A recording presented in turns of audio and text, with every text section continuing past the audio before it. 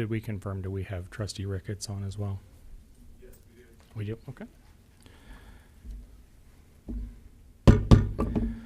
All right, good afternoon, everyone. I'd like to call this special meeting of the Kansas City, Kansas Community College Board of Trustees to order this Tuesday, December 16th, 2025. Could we have roll call, please?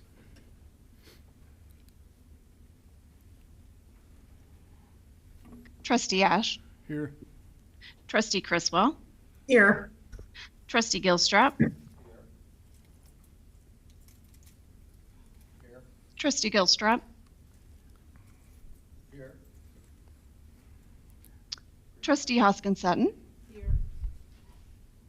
Chair Isnard. Here. Vice Chair Ricketts.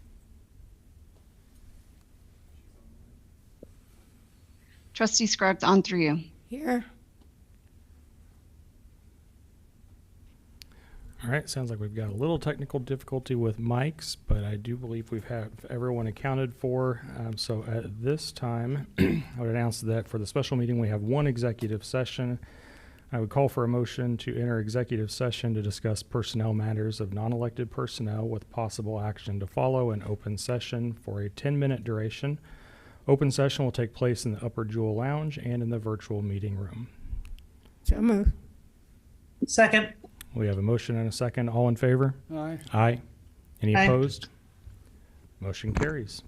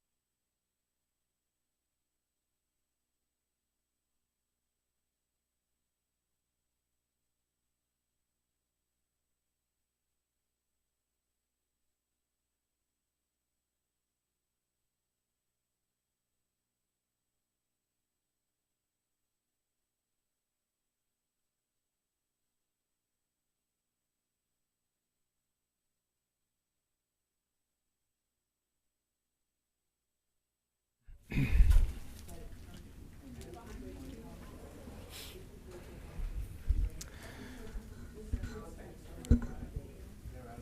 right, thank you, everyone. We are live again. At this time, I call for a motion to return to open session. So moved. Second. We have a motion and a second. All in favor? Aye. Aye. Any opposed? Motion carries. Thank you. There is no action necessary after the executive session, so at this time, I'd call for a motion to adjourn the special meeting. So moved. Second. We have a motion and a second. All in favor? Aye. Any opposed? Motion carries. We are adjourned.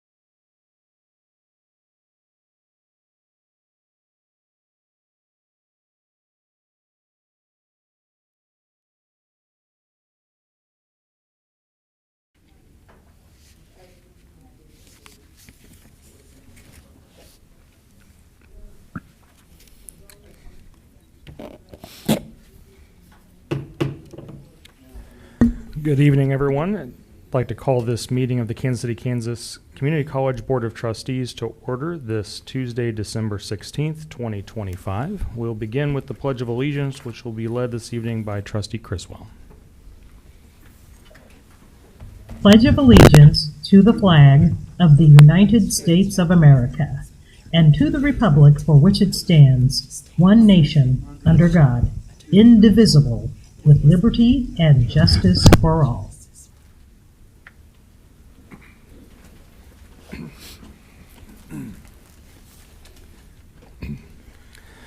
Thank you. And now for our KCKCC mission statement, which is to inspire individuals and enrich our community one student at a time. Cheryl, could we have roll call, please? Trustee Ash. Here. Trustee Criswell. Here. Trustee Gilstrap. Here. Trustee Hoskins Sutton. Here. Chair Isnard. Here. Vice Chair Ricketts. Here. Trustee Scruggs on through you. Here. Thank you. Do we have a motion to approve this evening's agenda? So moved. So moved. Second.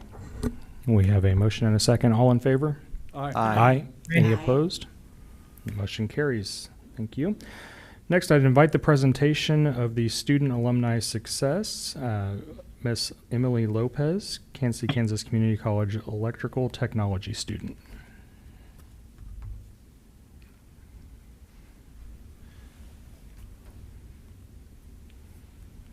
Hi. Good evening. Hello.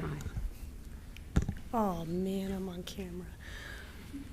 Okay, my name's Emily Lopez. Like you guys might have heard the last time I came and spoke to you, I have been a student 2 times at KCKCC, once back in 2014. I just wanted to study psychology, sociology, and that was really for the purpose of just trying to prevent repeating things that I had experienced in childhood and go on and be a better human. I had the just wonderful experience of having Mr. Victor Ammons as one of my professors, and it has been life-changing. That man is a gem, and he should be protected by all costs. He's also stayed in contact with me ever since then and been available with an open door anytime I had things going on in life that I could talk to him about or pick his brain about, very literally. And to this day still congratulates me on, just completing the electrical program here recently. In my coming back to KCC started in really in 2020. I found myself recently single and homeless at the time, very suddenly. We were going through a pandemic. I was trying to build a house here in Wyandotte County, which you would think would be a good idea to, restore a vacant property, but Wyandotte County makes it really, really hard for a homeowner to do that. So I went about and found ways to find a contractor that would let me do the work myself. I have a lot of YouTube certifications, and I've been doing that ever since. But then here in 2024, so just last year, I found myself laid off from my previous profession, which was in healthcare.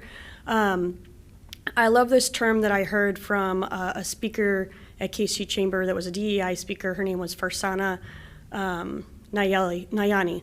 And she said this term, compassion fatigue, and it's never left my mind because here I worked trying to improve motherhood mortality here in Kansas City, Kansas at a, low-income birth location for so many years, and eventually had the intimate knowledge that business was not sustainable because we're not trying to improve that here in Kansas City or nationwide.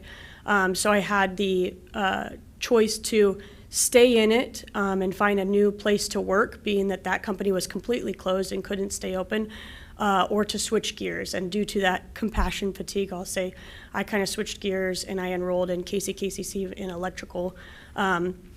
Didn't have a job yet, kind of was looking for work to do that would be outside of school hours, which is kind of hard to find. Finally found just a package handler position at a warehouse. And so I would go to school 8 to 2, go to the warehouse 2 to midnight, and I did that daily to try and, make ends meet. the reason I mention, my previous profession and the compassion fatigue is people like you and reading the work that you guys have done is really one of those things that kind of put my hope back in humanity. There's people that don't yet have that compassion fatigue, or maybe you do, but you're doing a great job of restoring your hope and staying in it, because I really love to see people that are still working in our community and still trying to improve it. I maxed out in my last profession at what I could be paid, which wasn't that great, but still was something. And here, working at the warehouse, happened to run into somebody in a better paying job here in maintenance, and they not only gave me an interview, but looked at what I was going to learn this past year, and gave me a position that gave me a starting pay at the same level that I had maxed out in my previous profession, with zero experience in the field other than, of course, my YouTube certification. So I can speak to being, having experience with the effect that this work has on a community.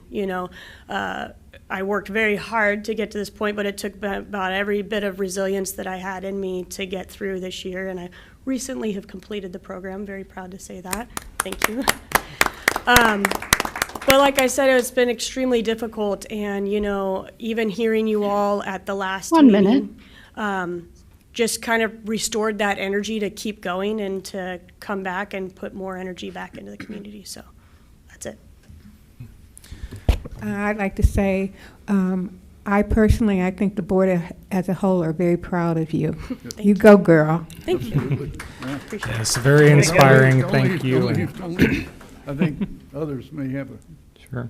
Oh, I was just going to say, it's very inspiring. Thank you. And it's why we love to share these stories. It re-centers us on the work that this board is focused on, that the college is focused on, and that's in success stories like yours. So thank you. And congratulations in completing your program. Can't wait to hear updates, how things are going for you in the future. Thank you. So how we overcome compassion fatigue Ooh. is people like you. When you come here and you tell your story, then we get beyond any fatigue that we might have developed or be developing, from this work, or just pretty much everybody here on this board is involved in other organizations, working with people and helping people and so on and so forth. And so it's those stories, it's those success stories, that keep us doing that work and making us want to reach out even more and build more success stories. So thank you so much for coming and sharing your story, and I will add my congratulations to everyone else's. Thank you. You're an inspiration. Thank Dr. you. Bailey? Chair Isnard, and to the members of the board, you may recall that Emily presented to this body earlier this year as part of public comment, and it was an abbreviated presentation, only had about 3 minutes to try to capture her story.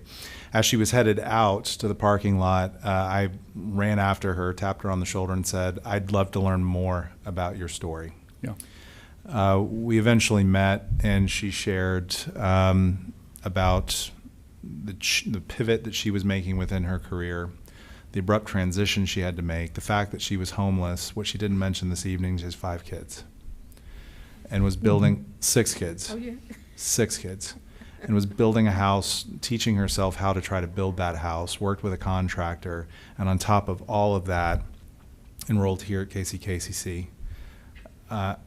In representing our institution, we're honored and humbled to be part of your journey. And as I said to you when we met, I'll say it again here publicly, if there's anything that we can do as you continue on, know that will always be here to help and support you in your career path. So thank you again for taking time out to be here tonight to present your story. We all are inspired as a result of it. Yep. Thank you. Thank you. Thank you. All right. Next on our agenda, I'd invite the public to raise their hands in the chat or approach the podium for the opportunity to address the board. Addressees must state their name and address for the record before making their comment or question. There is a 3-minute time limit. Do we have anyone in the chat? We do not have anyone in the chat. Seeing none approaching the podium, we will keep moving right along then. Next, I would invite the acknowledgement of the final board meeting for myself, Miss Mary Ricketts, Board Vice Chairperson, and Miss Evelyn Criswell, Trustee, presented by Dr. Baylog.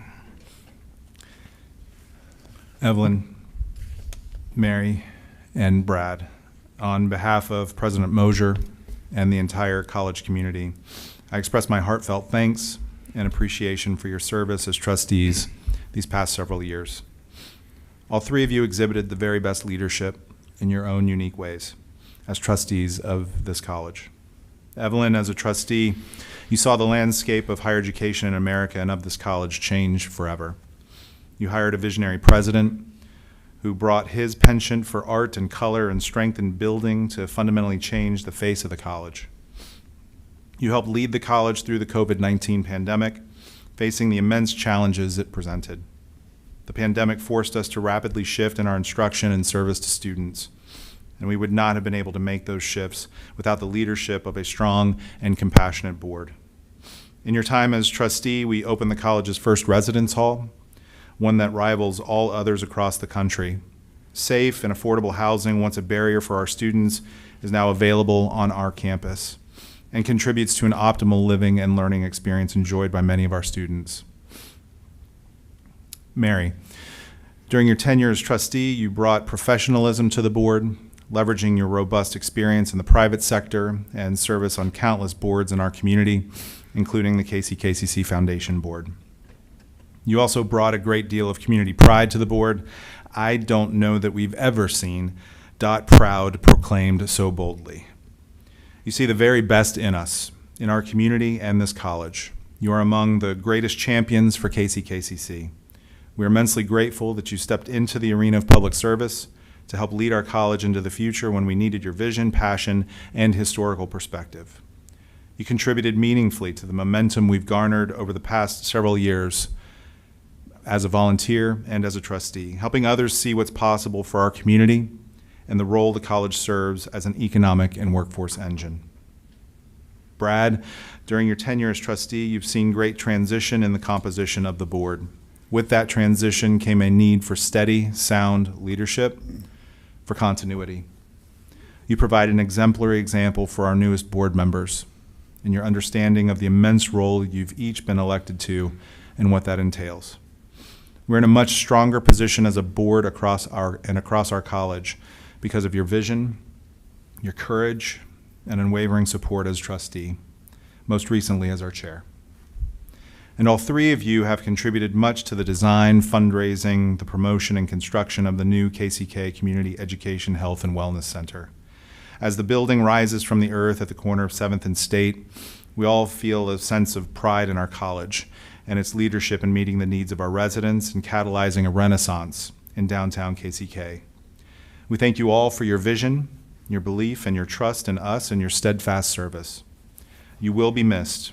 We invite you to continue serving this great college in other ways as you see fit. Once a Blue Devil, always a Blue Devil. You'll forever be a part of us. Thank you. Thank you.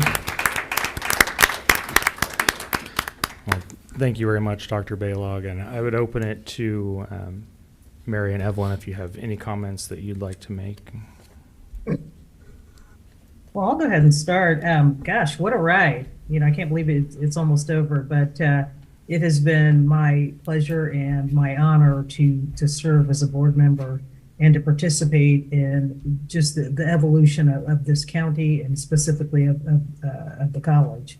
When I first started off, I don't think I even intended to go down this path, but all of a sudden I was going down this path. And I tell you what, it's one of those things to where it's been a lot of work, it's been a lot of pressure, but I can't remember who said it, but a famous person said that the pressure is a privilege, and that's how I feel.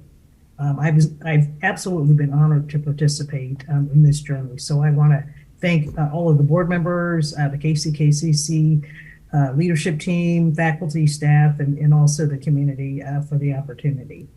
You all will be missed by me. So thank you. I will chime in from Trustee Criswell. It has been an absolute honor to serve.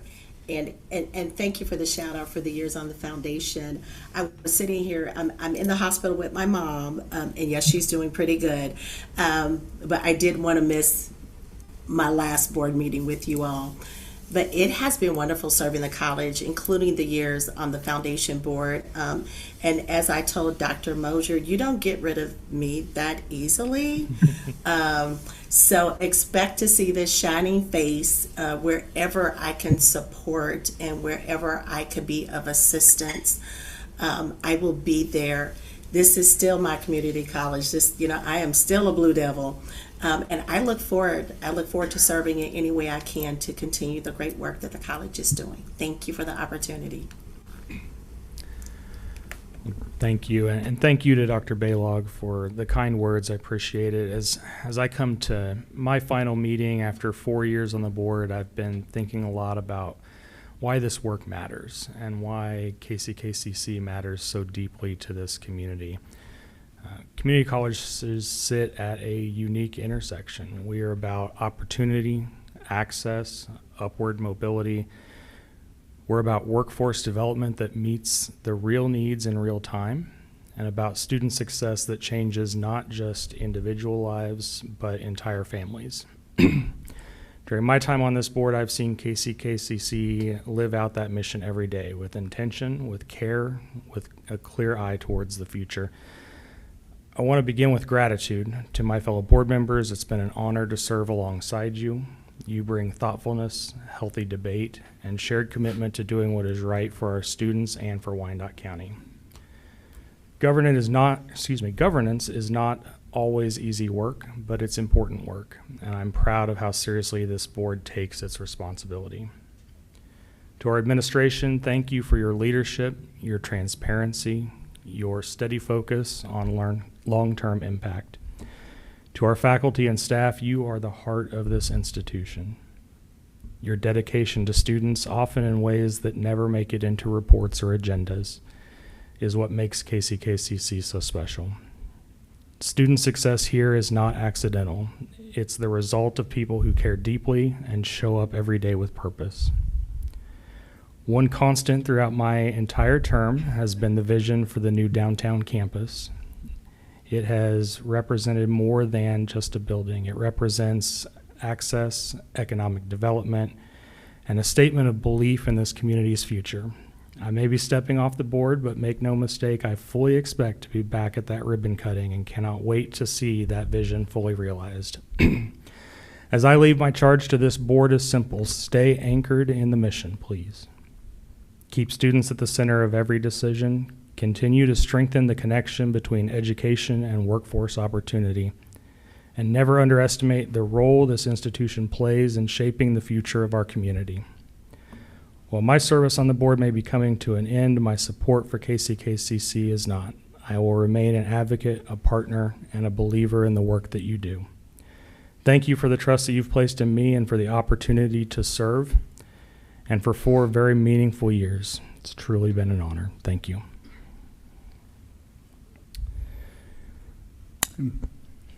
Next, I would invite the presentation of the KCKCC volleyball team, national runner-up, presented by Greg McFay, Director of Athletics.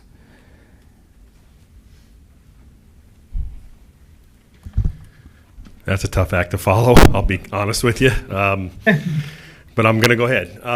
Every August, approximately 175 NJCA Division II volleyball teams begin practice. Over the past 2 seasons, head volleyball coach Mary Bruno-Ballou and her staff have distinguished themselves among the field, guiding the program to consecutive nationally successful campaigns. During that span, the team compiled an outstanding, now listen to this, 55-15 overall mark, earning a 4th place finish in the 2024 national tournament and an impressive 2nd place finish in 2025. In addition to competitive success, Coach Ballou's teams have consistently excelled in the classroom. Her program has been recognized as an NJCA Academic Team of the Year for their sport, and honor awarded to teams that achieve a cumulative grade point average above a 3.0. Just to keep that in perspective, last year, her student athletes posted an exceptional 3.53 as a team for the year. Great job, Mary, on that. Beyond the wins, rankings, and academic accolades, what stands out the most is her unwavering commitment to student-athlete experience. She leads by building trust, appropriately challenging her athletes, and providing very meaningful support, aligning with our institutional mission of inspiring individuals, enriching our community one student at a time. In this case, one student athlete at a time. It is my great pleasure to introduce the KJCC and Region Coach of the Year, Mary Bruno-Ballou.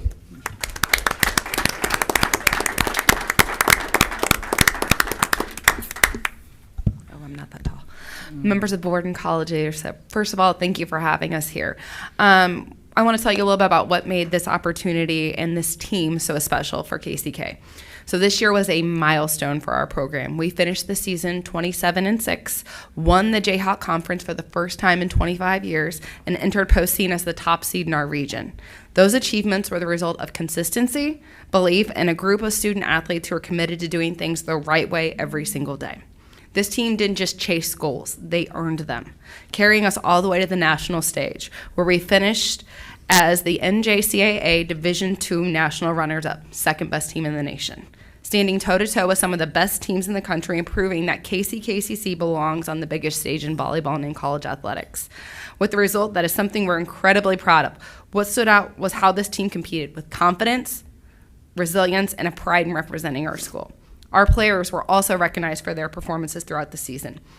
We earned 4 all-conference honors, 3 NJCAA All-Americans, placed 2 players on the NJCAA All-Tournament team. One of our athletes also earned AVCA All-American honors, placing KCK alongside nationally competitive programs. What I'm most proud of, though, is how this team represented our school and our college. They showed up every day with a purpose, supported one another, and carried themselves with humility, which is really easy to lose when you're playing a college sport. Their success brought positive attention to our campus and created a sense of pride that reached beyond our gym. This season wasn't just about wins and awards. It was about raising the standard and showing what's possible here at KCKCC. Thank you for your continued support of our student athletes in this program. We appreciate it. Wait a minute, what's that? That happens to be our runner-up trophy. That's beautiful. Look at that. Congratulations. Congratulations. Well done. Thank you. We appreciate it. Well, attitude reflects leadership, Mary. You know that. Your athletes know that. We've been fortunate with the group of I'm going to get closer. We've been really fortunate with the group of athletes we have here. They're good people, they're good humans, and it carries over onto the court. And I think that's what shows what this school is about. So those things matter for us. We appreciate all your all's commitment to the program, and so thank you so much. Yeah, these are our sisters. So we had Valentina and Veronica Rolando, who goes by Ash. So one of them is a sophomore, and she has got a full ride offer from a Division I university, and she'll be transferring that semester and attending with them in spring. The other sister is a freshman for us, Vale, and she has a professional offer overseas back home in Italy, and so that's what she's going to be doing at semester as well. So we are really proud of these two. One of them was second-team All-American, one of them was third-team All-American. These sisters have leveled up our program with a whole bunch of other athletes behind them, but their support of us is what made this so successful. Incredible. Thank you again.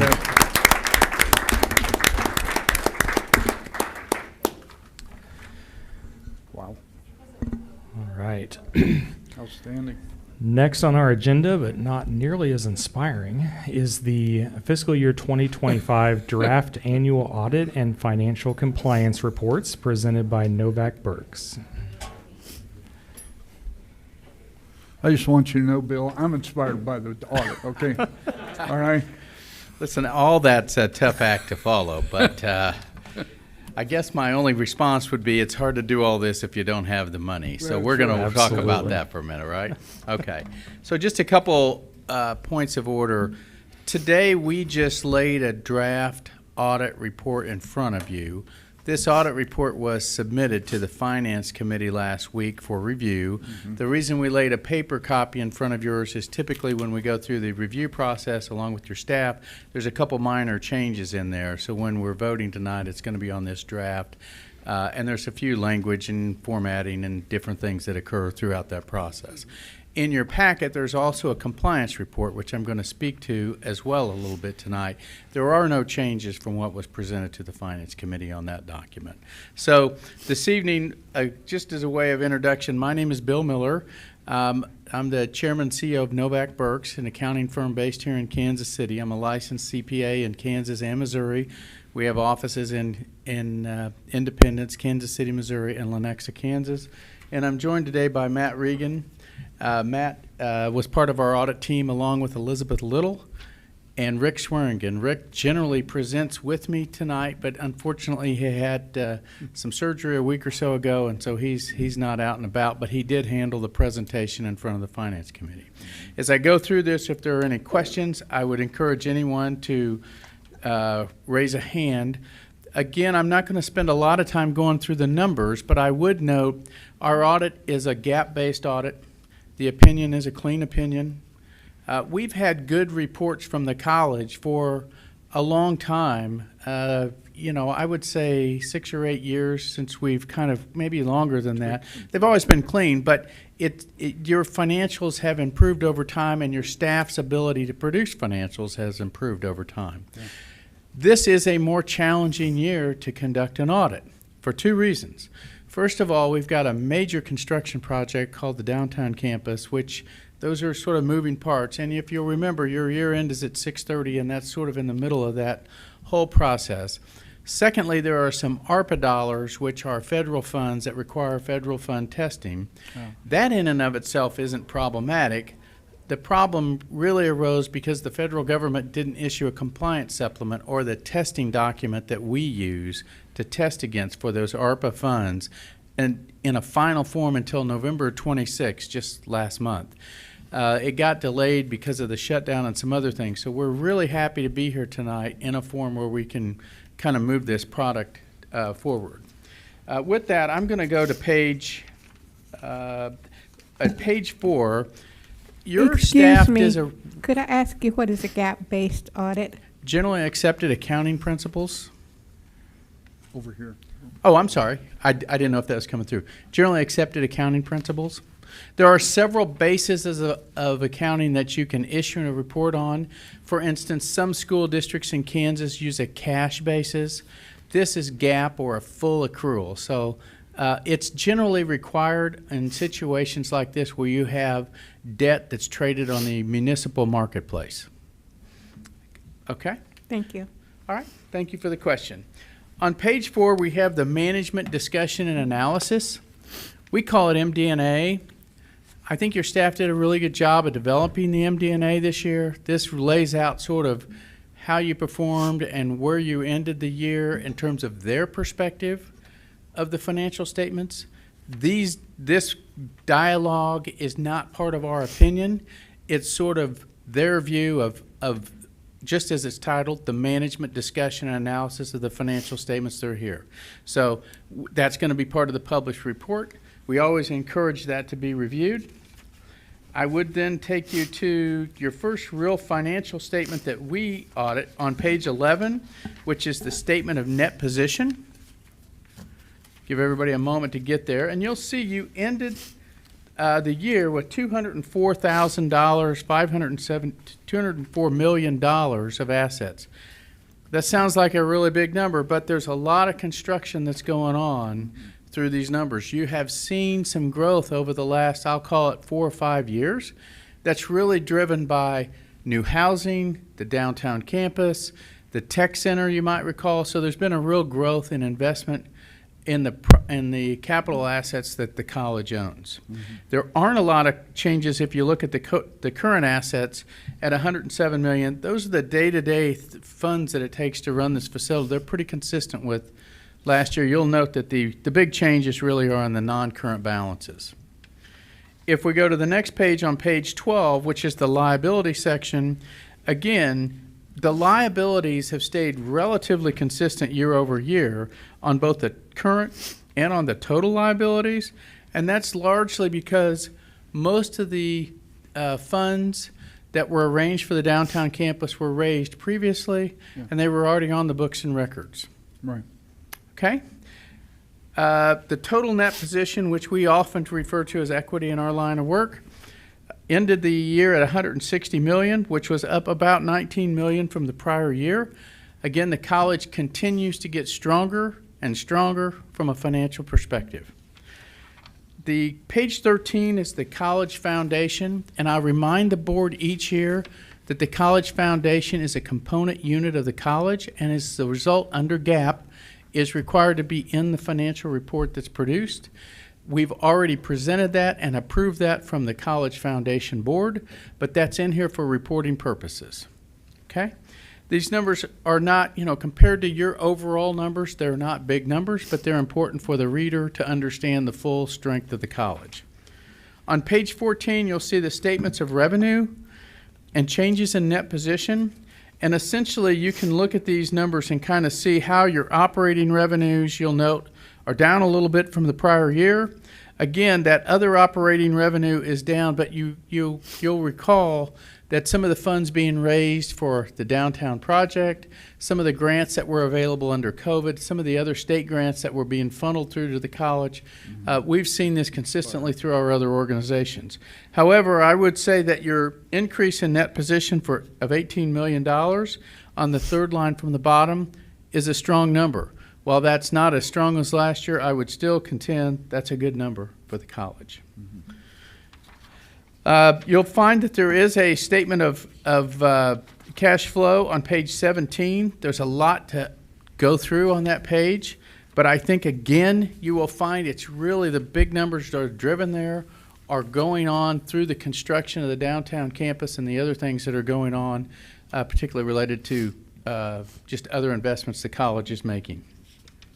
We then have a series of footnotes, and those footnotes begin on page 19, and they go quite a distance through this. There's a lot of detail and discussion, as is noted in this 39-page report. And you don't generate a 39-page report without a lot of time and energy. And I would like to thank the college's staff, management, and everyone that was really involved. Patrick, Diana, Becky. We interact with a lot of people in student financial aid. And so I will stand for questions on this draft report that's before you tonight. And then if there aren't any, I'm going to move to what we call the single audit or the compliance report. Seeing no questions? Just quickly, I'm trying to find it in this. I brought my own computer, and I don't seem to have the internet now. But somewhere in here, on the foundation part of it, it said that they at one time was not within the FDIC. Was it 250,000? What does that really mean? I mean, is that secured now, or? No, it doesn't really mean that. I mean, let's just, if the college or the foundation, let's just speak to the foundation for a minute. They are governed under a different set of guidelines that we are required to use. And if they have funds that are above the $250,000 limit in a bank, then that is considered an amount above FDIC coverage, and we have to disclose it. It's not like it's a violation. It's just we're reminding the board that they don't have coverage on that. Okay. But is there a recommendation in something like that to put it in a different account or do something so that it is protected? That's a good question. I mean, I think that's the reason we disclosed that to the board, so they could do that. I'm saying I'm not hedging on your question. The college can't do that. They are required to have pledged collateral from a bank. And so they can go to the bank and say, hey, Security Bank or whomever it is, we need to make sure we have pledged collateral because all of our dollars have to be protected. At the foundation, because they're not a governmental entity per se, they're not required to do that. And you can see balances that run above $250,000. That being said, If you know your bank and you feel comfortable with that, that's a decision that board and management is making. We have not made a comment on that other than disclosing that to the board. All right. Most businesses that we interact with have balances above that number. All right, thank you. That is the limit. It just simply means if the bank should go out of business, the most the federal government will reimburse you is $250,000. Okay? That's a great question. Thank you. Any other questions on this? Seeing none, I'm just going to talk for a moment about the compliance report. This year, each year, we have to test student financial aid. It's a cumbersome, it's a big part of the college's financial infrastructure, if you will, because you've got a lot of students who get student financial aid in one form or another. The federal government deems that to be a high-risk area, and as a result, we must test it every year.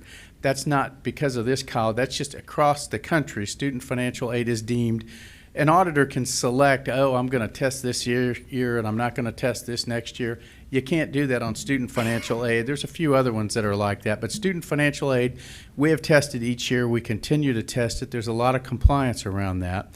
It's a little bit more difficult, as I said, this year because the compliance supplement, our testing documents, they gave us a draft, but they didn't really issue a final until November 26.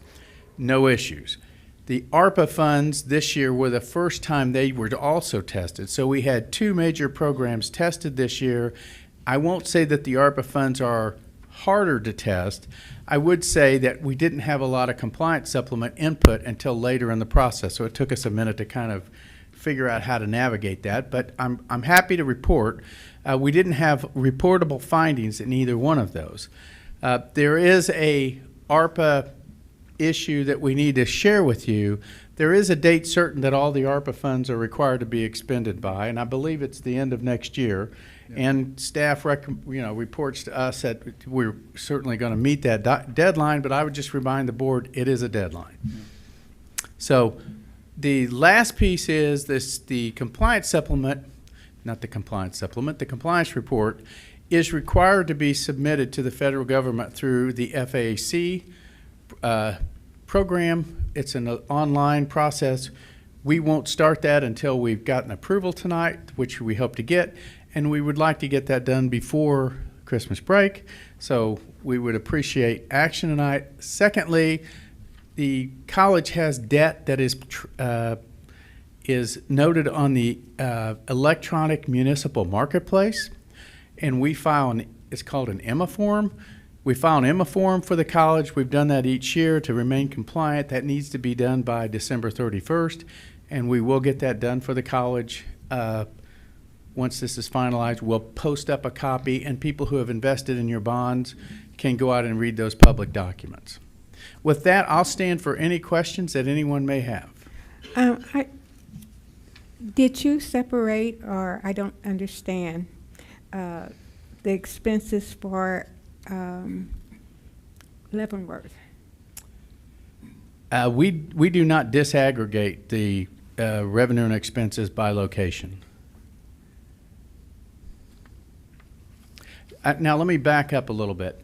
The financial statement groupings that are here are prepared by college staff. They do have reports that show broken out by location, but we don't report those under a GAAP methodology. We can get you that information if you'd like that. I would like it. I don't know about the other members of the board. Okay. It might be good for all of us to take a look at it. Okay. Okay. Sure. We would. Absolutely.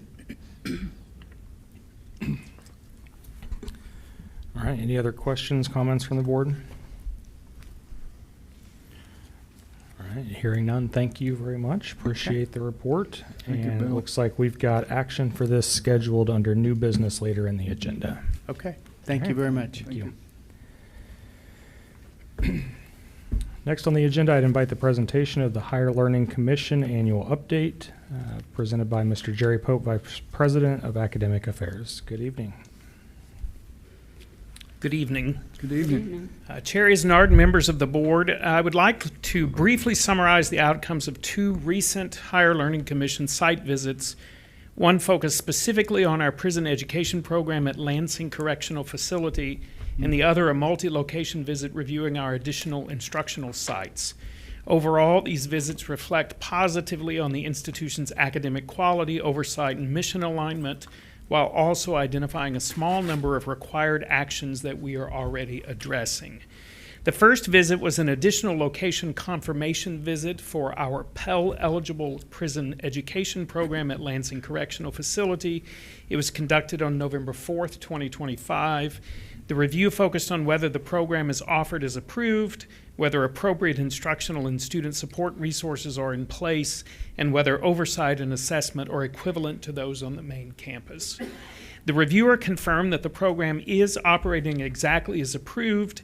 Instruction is delivered in person with appropriate accommodations during lockdowns. Students have access to industry standard welding facilities, instructional materials, and a robust array of student supports, including advising, financial aid counseling, career services, and re-entry coordination. Oversight is strong with a weekly on-site presence by the program coordinator in consistent alignment with the on-campus welding program. Student feedback during the visit was especially compelling. Students expressed exceptionally high satisfaction with the instructional quality, took pride in earning nationally recognized credentials, and appreciated the individualized support they received. In short, the visit affirmed that the program is meeting both academic standards and human impact goals, particularly in preparing incarcerated students for successful employment and continued education after release. The reviewer recommended confirmation of approval with one limited concern related to transparency under HLC Criterion 2B. Specifically, the report identified the need for clearer public information, particularly on our website, regarding the distinction between AWS Sense certificates and AWS certified welder credentials, how each KCKCC welding certificate, A and B, but also C for our non-prison education program, aligns with those credentials, and what certification opportunities are available during incarceration versus post-release. As a result, HLC has requested a 6-month interim report demonstrating that this clarifying information is publicly available. Importantly, though, this concern is not about program quality or compliance in practice. It's a concern about the precision and clarity with which credential information is communicated. We're already addressing this and expect to submit the required documentation well within the 6-month timeline. The second visit was a multi-location visit conducted November 15th, 2025, reviewing operations at the Technical Education Center and the United States Disciplinary Barracks. This review examined institutional planning, facilities, instructional oversight, faculty qualifications, student services, assessment, and continuous improvement across locations. The reviewer concluded that the overall pattern of operations is adequate. That was the highest that they could rate us. And importantly, no further monitoring or follow-up by HLC is required. The report confirms that our additional location centers are well integrated into institutional systems for curriculum approval, faculty evaluation, student services, budgeting, and assessment. The Technical Education Center was highlighted for providing a full campus-like experience featuring modern laboratory, student services, and a strong alignment with workforce needs. At the disciplinary barracks, despite necessary security restrictions, the institution was commended for ensuring student access to advising, financial aid, academic records, and instructional resources through effective liaison support. Across both locations, the review confirmed consistent academic standards, qualified faculty, meaningful assessment practices, and strong alignment with the college's mission of access, workforce preparation, and student success. So in summary, both site visits reaffirm that KCKCC maintains strong academic oversight, equitable student support, and mission-driven programming across traditional and non-traditional learning environments. The single required follow-up action, clarifying public opinion related to welding credentials in our prison education program, is well-defined, limited in scope, and already underway. As always, we appreciate the board's continued support of these programs, which reflect academic rigor and our commitment to access, workforce readiness, and community impact. And then I'll also remark that next year, one of our big tasks across the college will be preparing our assurance argument for our comprehensive site visit that will occur in February, late February of 2027. So we've already established the committee. Actually, most members of that committee were in a training session during the summer provided by HLC, and we're well on our way to writing that assurance argument. So I'll take any questions that you have. Questions, comments from the board? All right. Well, it sounds like a couple of good visits. The concern, I admit, sounds like they were maybe trying to find something there at the end with how good everything else turned out. So congratulations on great visits. I'm glad to hear that this work is still improving and ongoing. So thank you again. Absolutely. Thank you.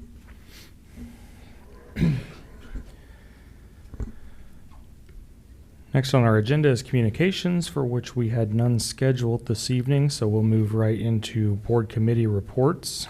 This time I invite each board committee to report, beginning with the Board Finance Committee and Trustee Criswell. Thank you, Chair Isnard. I'll keep it brief. The KCKCC Board Finance Committee met on Tuesday, December 9th.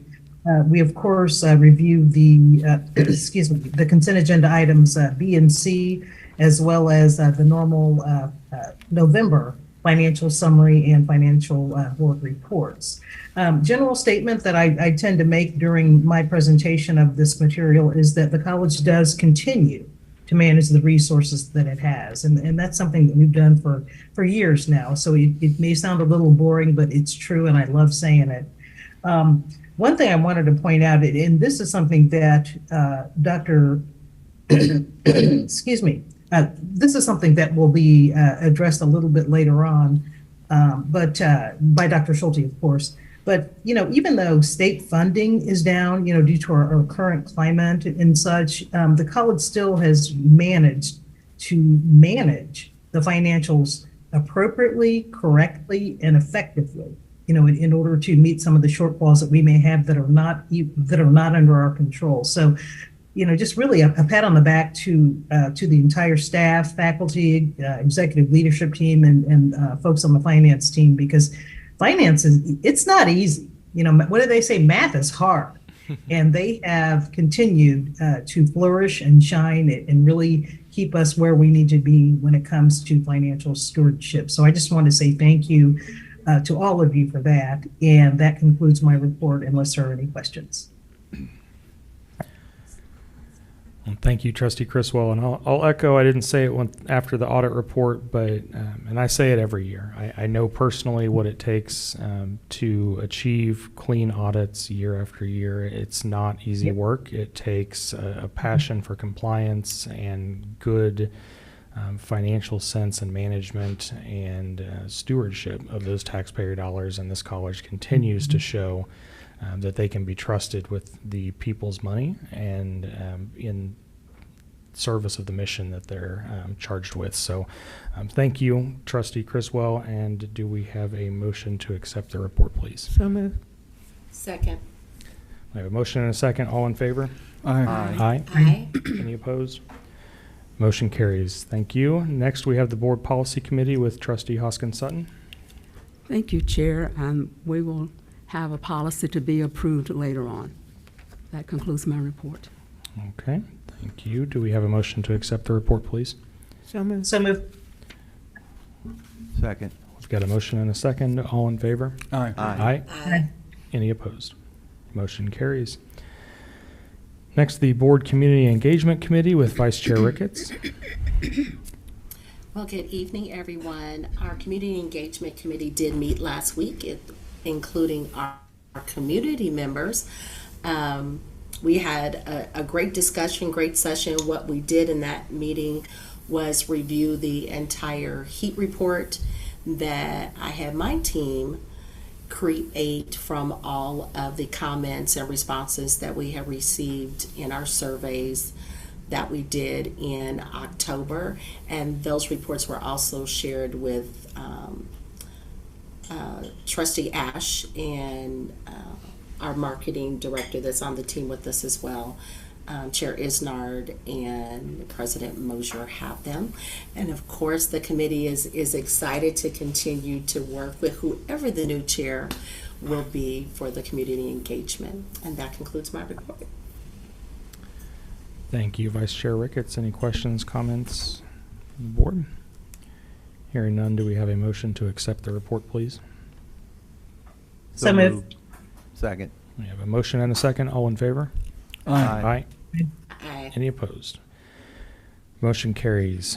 Thank you. Next, we have the ACCT and KACC delegates report. Trustee Ash. Yeah, so not a lot to report from ACCT other than a couple weeks ago, week and a half ago, Trustee Andreu and I made the prairie drive across Kansas to Garden City for the quarterly KACC meeting.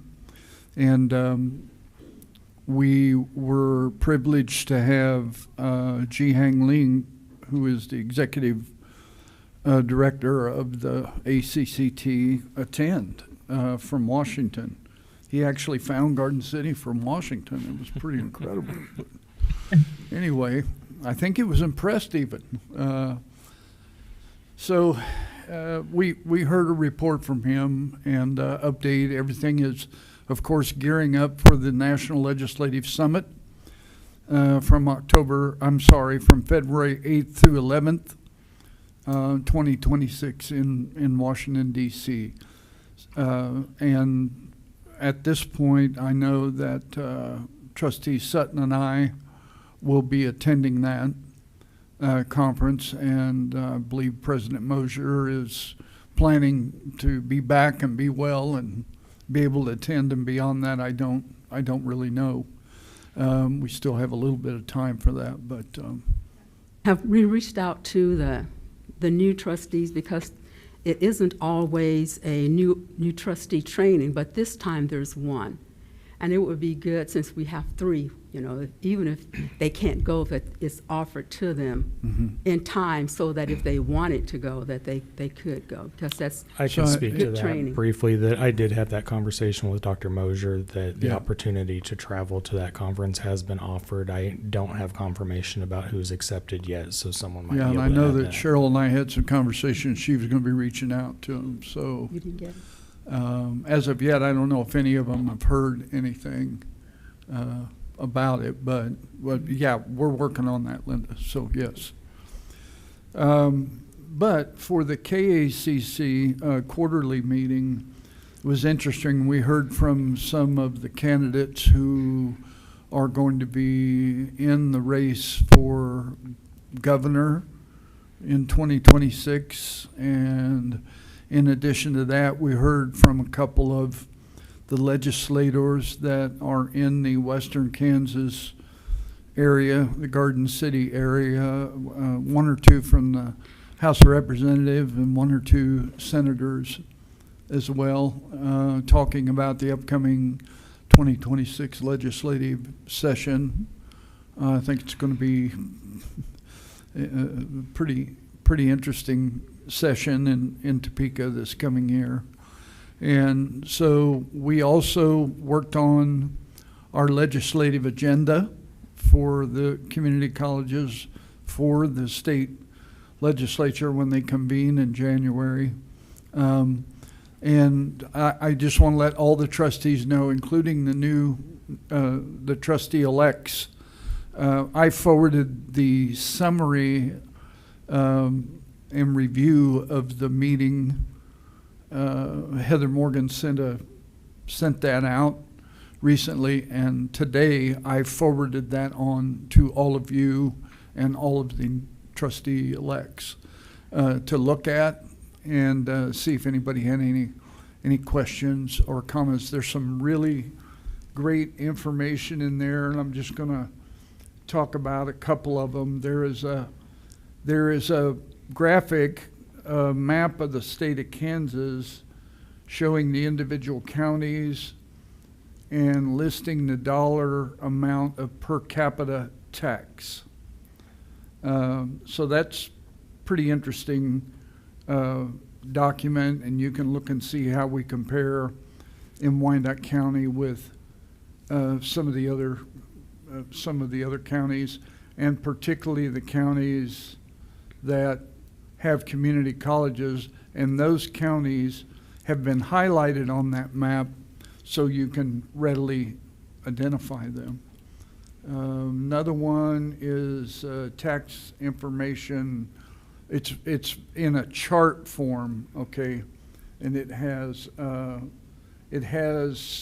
all of the counties ranked from those who collect the most per capita tax to the least, and that's a pretty interesting and a pretty telling chart, and you can look on there and see where Wyandotte County falls on that list. You might be interested in that. You might be surprised as well, but you might be interested in it. And then as I alluded to earlier, the 2026 legislative agenda from the Kansas Association of Community Colleges. So what we are going to be asking, what we are going to be watching and monitoring from the legislative process in Topeka, the various committees, and what KBOR's doing along the way as well, so that we can be sure and correct any misinformation or provide any missed information, and provide some accurate information as they make their deliberations and make their decisions regarding state budget. So you have that in your inbox, and I would encourage you to hold on to it at least as we move into next year and we begin with the legislative session. And as you have occasion to talk to any of our legislators, then you'll be well informed about how you can advocate for Kansas community colleges, but specifically for Kansas City, Kansas Community College. So the next time we will meet will probably be around the Phi Theta Kappa program, which is going to be hosted in 2026 at Butler County Community College, I think sometime in March. It's late April. But we'll confirm that. We'll be sure you get the correct date as we get closer to it, and we'll see how many trustees are interested in maybe going. And we usually will have a brief KACC meeting following the awards banquet and ceremony. And then, but the next scheduled quarterly meeting will be in June. And it is at Allen County Community College in Iola, which is straight south of Kansas City here, not quite 2 hours or thereabouts. We also took some action in the business meeting to change the format of the days and how the meeting goes. The president had been working for a while and requesting and recommending that we switch from the Friday, Saturday format. And the way that has worked for them is they actually have to go on Thursday and have an evening meeting, Thursday evening. Then the presidents meet, just the presidents meet with Heather Friday morning up until the afternoon. And then the joint meeting with the presidents and the trustees starts on 3 o'clock on Friday, goes into the evening. We have dinner. We usually have entertainment, a program from the host college. Then we start with breakfast at 7 o'clock on Saturday, go to the meeting at 7:30, and we're out by 11:15 or 11:30. That's all going to change now to where we will travel on Sunday afternoon, Sunday late afternoon or evening, depending on how far the drive is. And we will convene for an evening dinner meeting and there'll be some information presented there and discussion and so forth. Then we'll stay the night, and again on Saturday we'll have breakfast, get into the meeting, and the goal is to be concluded by 2:30 or 3 o'clock in the afternoon, so that those who are driving great distances will have time to get home by Monday evening. So actually it's going to be a lot better, certainly for the presidents and maybe even for the trustees. I don't know, but it still will require a one-night overnight stay, but it won't be 2 nights for the presidents, and that's going to be a lot better. So you think about that former format, the presidents, some of them are out actually all day Thursday and Friday and Saturday, and they're missing a lot of activities, either personally with their family, Friday night football, basketball, whatever the case may be, even Saturday football games for some of our colleges that have football programs and, you know, other activities and things. And so we're going to give this a try and see how it goes through 2026, and then determine if we're going to keep it.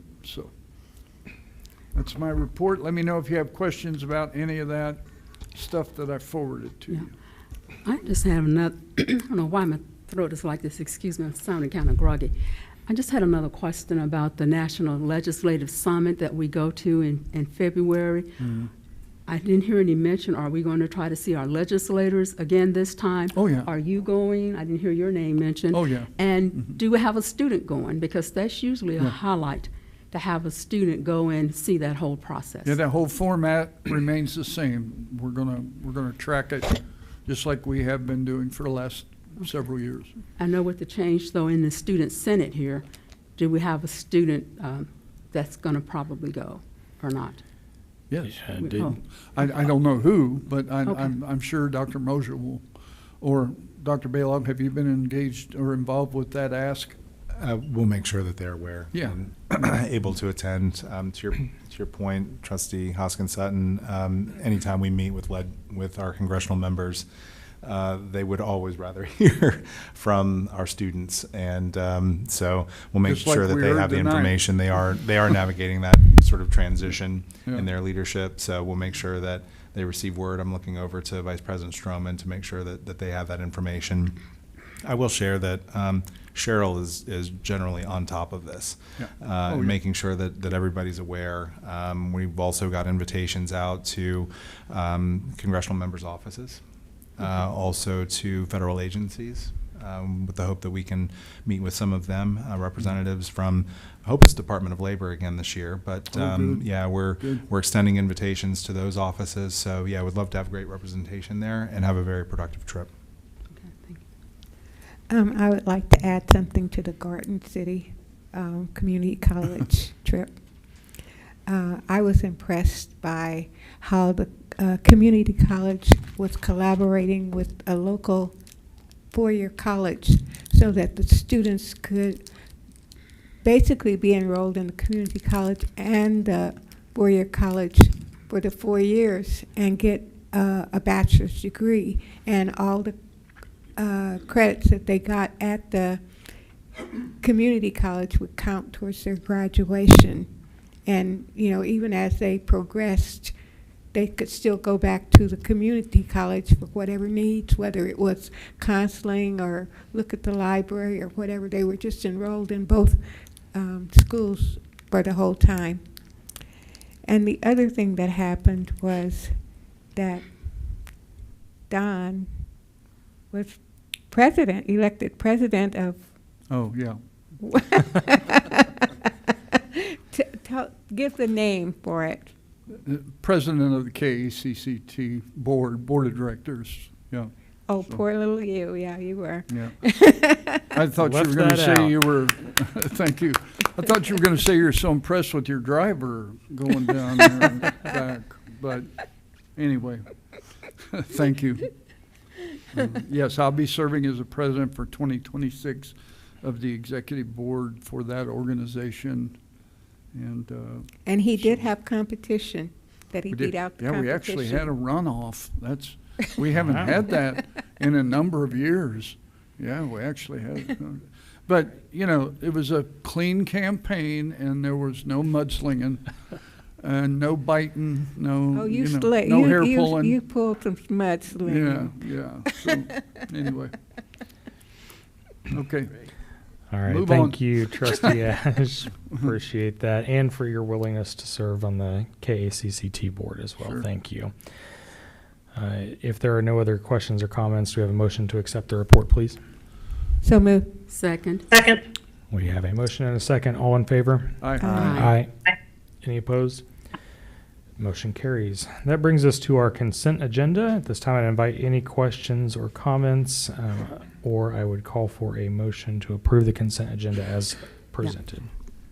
Chair, I would say on item D, on the approval of personnel items, last month we got this large report on the Gallagher study, and it was almost 2 years, and it said it was commissioned by the board, but we didn't really get the raw data. And as I look at the changes in here, the compensation changes, and I also think about how it was so much instilled when I was at the Leadership Congress for the AACT that we see data.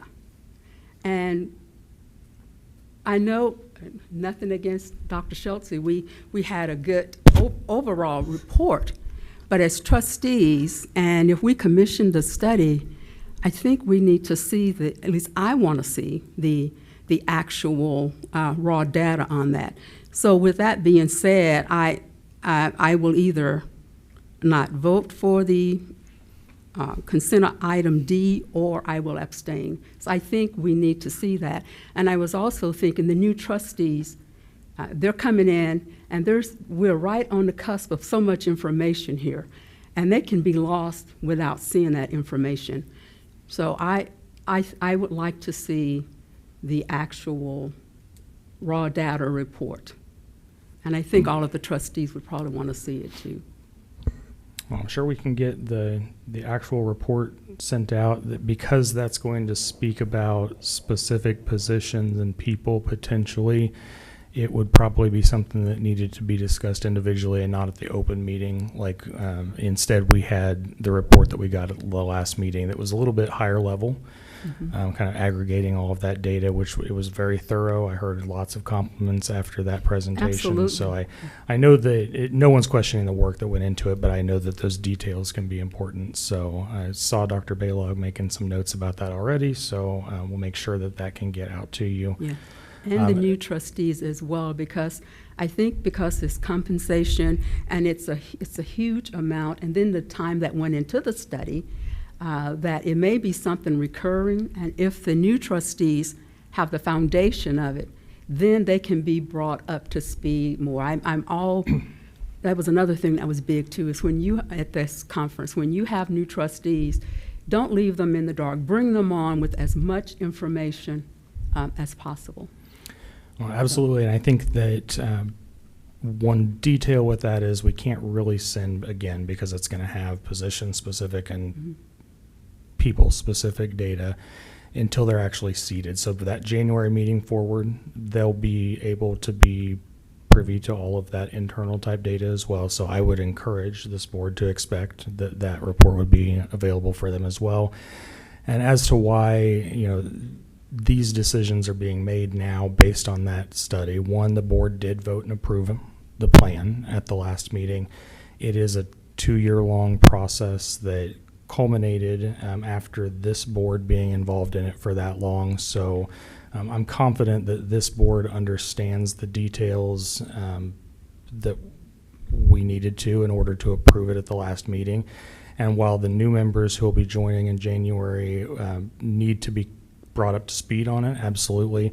I don't know that it would be fair to have brought that plan to them at the January meeting with no context, no background around the work that's gone into it, and then expect them to make a decision on their first meeting. So I'm glad that the timing worked out, that it was able to be brought to this board who just has a little bit more in-depth understanding of it. So very well made points. So I think Dr. Baylog's got that going forward. And just for clarification, I wasn't saying that it should wait for that board, but because it's the last meeting before they come on board, they're probably going to see something or have something about it. It's not like it was months ago, but because it's all just happening now, I just think it's just good to bring them up to speed once they're actually here. Absolutely. All right. Any other questions or discussion from the board? If not, do we have a motion to approve the consent agenda? So moved. So moved. Second. We have a motion and a second. All in favor? Aye. Aye. Aye. Any opposed? Abstain. Abstain. Motion carries. Thank you.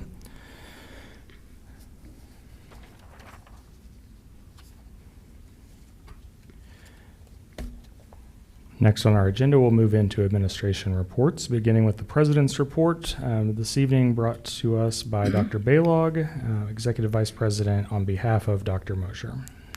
Thank you, Chair Isnard. On behalf of President Mosher, I'm honored to present the President's report to the board, the last of the calendar year. 2025 was an exceptional year for Kansas City, Kansas Community College as we continue to raise the profile of the institution and its trajectory. Highlights from this past year include substantial progress with the construction of the new center downtown, with an on-time completion for construction early next summer. Excitement is building and what this means for our community, particularly in eastern Wyandotte County and downtown KCK. We've had a productive fundraising campaign targeting our advanced manufacturing program labs. We've had the successful implementation of 40X, contributing to gains in student enrollment, persistence, and completion, and we've now turned to year 2. We've added new college executives and administrators to our team. That includes a new chief of police, vice president of enrollment management and student services, chief information officer, and an executive director of institutional effectiveness. KCKCC has been recognized locally, regionally, and nationally for our work with organizations such as the Community Foundation of Greater Kansas City, the Kansas City Chamber, the Heartland Black Chamber, where President Mosher was recognized as their Humanitarian of the Year on Friday evening. The Kauffman Foundation, American Association of Community Colleges and their Workforce Development Institute, the Association of Community College Trustees, where we presented at their annual Leadership Congress, the National Association for Community College Entrepreneurship, where our college was awarded a grant through the Ratcliffe Foundation Pitch for the Trades, Lucian, our technology partner, Downbeat Magazine, the National Council for Marketing and Public Relations, the Aspen Institute. We kicked off our technology modernization initiative that features the implementation of Lucian Colleague SaaS and our migration to the cloud. We expanded pathways to baccalaureate degrees with our local university partners like UMKC, Park University, Fort Hays State University, and KSU Olathe. We continued promoting collaboration with industry partners, community-based organizations, and area schools. While these accomplishments are impressive, what's more remarkable are the gains we are seeing in the enrollment and the performance of our students. None of these accomplishments are possible without the contributions of many across this college, who tirelessly work every day to provide an optimal service experience and the highest quality instruction for our students. For their contributions, we express immense gratitude and appreciation. 2026 promises to be one of the most eventful in the college's history. It will require all of us to contribute more to push the limit of what's possible and always keep students at the center of everything we do. We wish President Mosher a speedy recovery and a happy and healthy holiday season to all our faculty, staff, students, friends, and partners. This concludes my report. Thank you, Dr. Baylog. Any questions, comments from the board? Hearing none, do we have a motion to accept the report, please? So moved. Second. We have a motion and a second. All in favor? Aye. Aye. Any opposed? Motion carries. I'm sure Dr. Mosher's watching. So, Dr. Mosher, we want to be sure and wish you a very Merry Christmas and a happy and a safe New Year and the best holiday season as you're recovering, and Prayers for a speedy recovery. Come back soon. Indeed. Absolutely. Couldn't have said it better. Thank you. All right, that brings us to the Executive Vice President's report, again with Dr. Balog. Thank you, Chair Isnard and members of the board for the opportunity to present this month's update, highlighting our progress across 3 strategic areas: institutional strategy, partnerships and community engagement, and operational execution. As it relates to institutional strategy, this past month we welcomed Christine White, our new Executive Director of Institutional Effectiveness, to the college. Christine brings over a decade of experience in institutional research to KCKCC, rising through the ranks in our career across 2 different institutions. She brings both strategic and technical skills to the role in our college, as well as a passion to contribute to the future of Wyandotte County and KCK through her work with us. In November, the college and our implementation of 40X were featured in a national webcast produced by Franklin Covey. President Mosier and I represented the college in the webcast, where we were asked to provide our testimony and reflections on our implementation. Numerous institutions from across the country participated in the webcast. Similarly, now shifting to partnerships and community engagement, our Chief Information Officer, Eche Okoye, and I were asked to present with our technology platform partner, Ellucian, at a recent regional event hosted at Johnson County Community College on our progress to date with the implementation of Ellucian Colleague SaaS. We were proud to represent the college and love how KCKCC again is recognized as a leader among our peers. Shifting to operational execution, as all are aware, I assume the responsibilities of the presidency while President Mosier is away on medical leave. That is quite a void to fill and adds to a rather robust portfolio of work that I'm already actively managing. A portfolio that includes the advancement of our local entrepreneurial ecosystem. I can't be prouder of the work of our local coalition to develop a proposal for the implementation of a plan to establish an entrepreneurial education continuum spanning K-12 to upper division and graduate level coursework to foster entrepreneurship and innovation in Wyandotte County and promote the adoption of an entrepreneurial mindset among area students and job seekers. Thanks again to Sarah Beth Webb, our Director of Entrepreneurship Education, and our coalition partners, the Toolbox KCK, Porterhouse KC, UMKC, KC SourceLink, Babson College, KCK Public Schools, and Piper Public Schools. For your review and your reference, I've shared copies of the executive summary from the proposal that provides a nice overview of our proposed work. At our Pioneer Career Center, Marcia Irvine and her team continue to engage our students and the Leavenworth County community in meaningful ways. Notably, the college awarded a scholarship as part of the City of Leavenworth's Business Symposium and took part in Fort Leavenworth's Fall Career Fair. You'll also note in the report activities with area schools, namely Lansing High School and their Education Foundation and Leavenworth High School and their Career and Technical Education Advisory Board.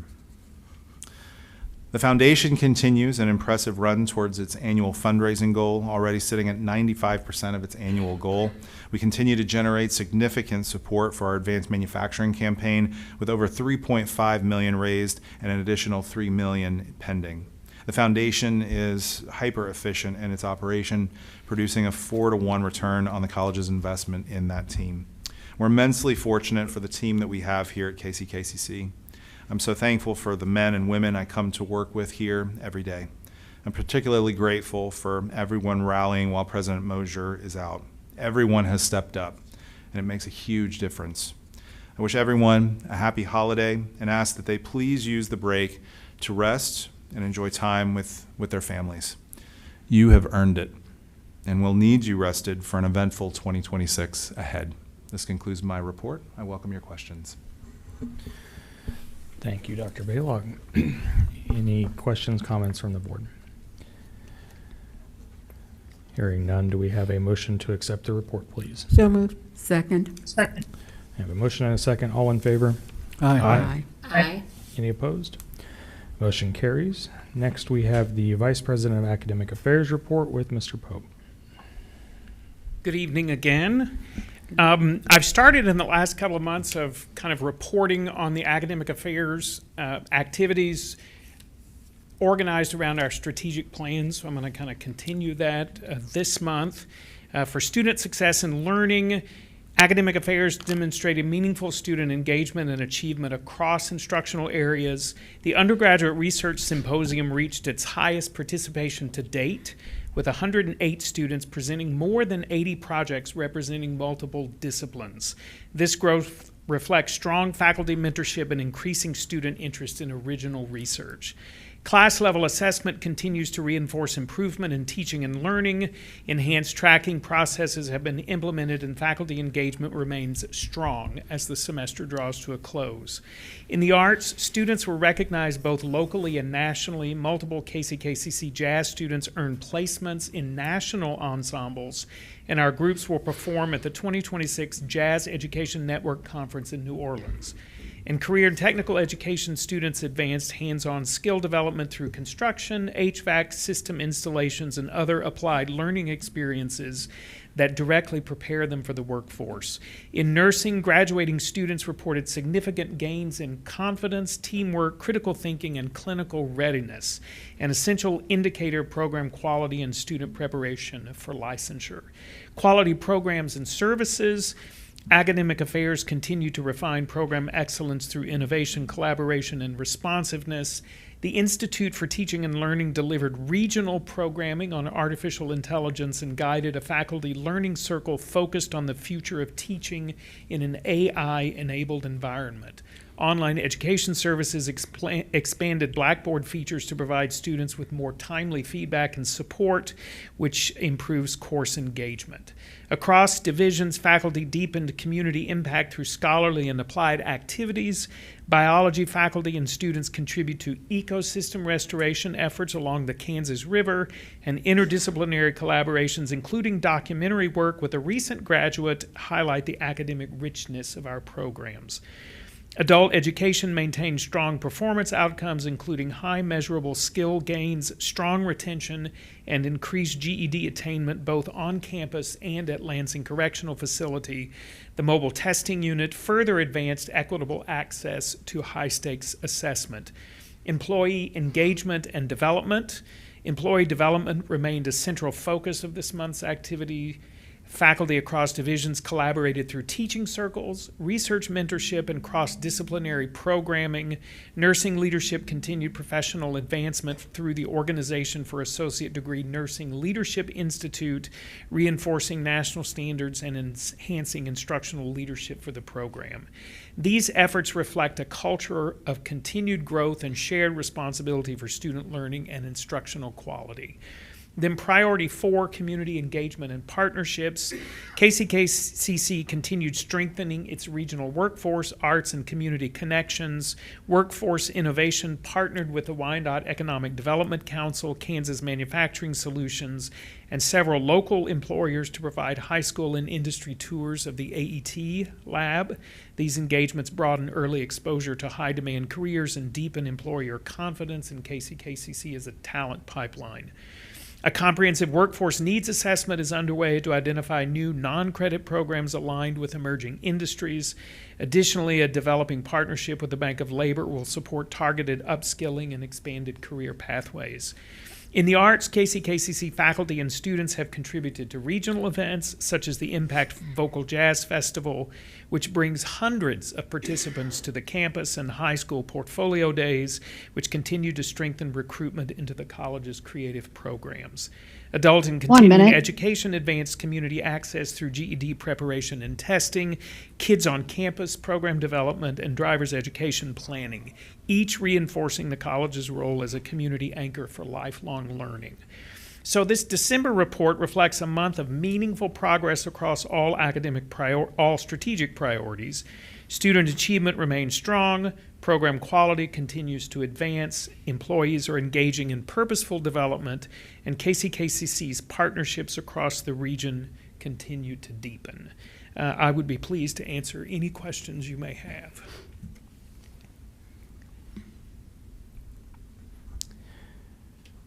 Appreciate the pictures. The construction technology group looks like it's a full group, looks like they're fully engaged, and that's awesome. Absolutely. Thanks. All right, thank you, Mr. Pope. Do we have a motion to accept the report, please? So moved. So moved. Second. We have a motion and a second. All in favor? Aye. Any opposed? Motion carries. Thank you. Next is the Vice President of Enrollment Management and Student Services report with Dr. Stroman. Good evening. Good evening, Board of Trustees. I'm pleased to share several key enrollment and student engagement highlights that reflect strong momentum across KCKCC. Starting with enrollment, spring 2026 enrollment shows continued growth. Unduplicated headcount increased 13.3% compared to spring 2025 and 1.3% compared to spring 2024. Credit hours also increased up to 9.6% from spring 2025 and 2.7% from spring 2024, reflecting sustained enrollment strength and course participation. In the dual credit side of enrollment, our dual and concurrent enrollment remains strong, with headcount rising to 1,423 students and credit hours increasing to 10,681, representing gains of 17 students and 137 credit hours, respectively. On the student support and engagement side, counseling and advocacy served 50-plus students in November and delivered targeted training to classrooms, ESOL programs, and new employees. The team also supported OQS Club fundraising benefiting homelessness and LGBTQ and youth.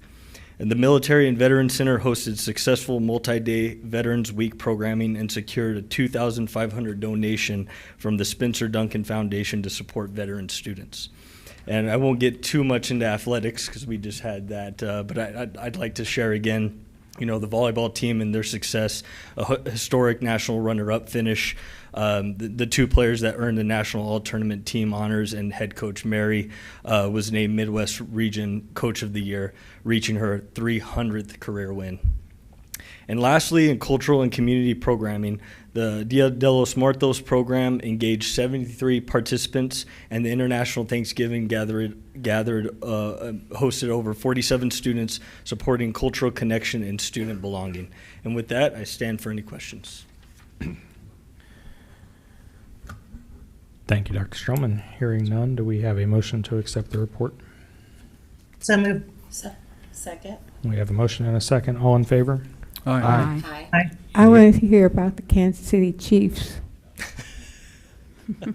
Yeah, never again. I went to a game on Sunday, and I almost didn't survive. I had to leave in the fourth quarter. Yeah, it was too cold. Too cold. Yeah. All right, I heard the ayes on that. Did we have any opposed? Hearing none, motion carries. Thank you. Yeah. Good evening.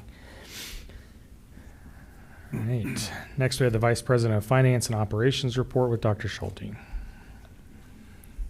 Thank you, everyone, and good evening.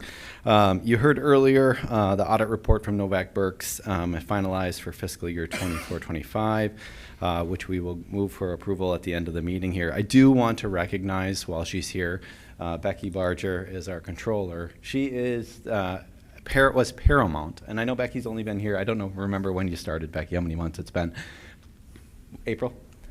And so for Becky to come in April, work through the process, end of the year, and then also take the lead on developing the team in the finance office to go through our audit is a huge success on her part.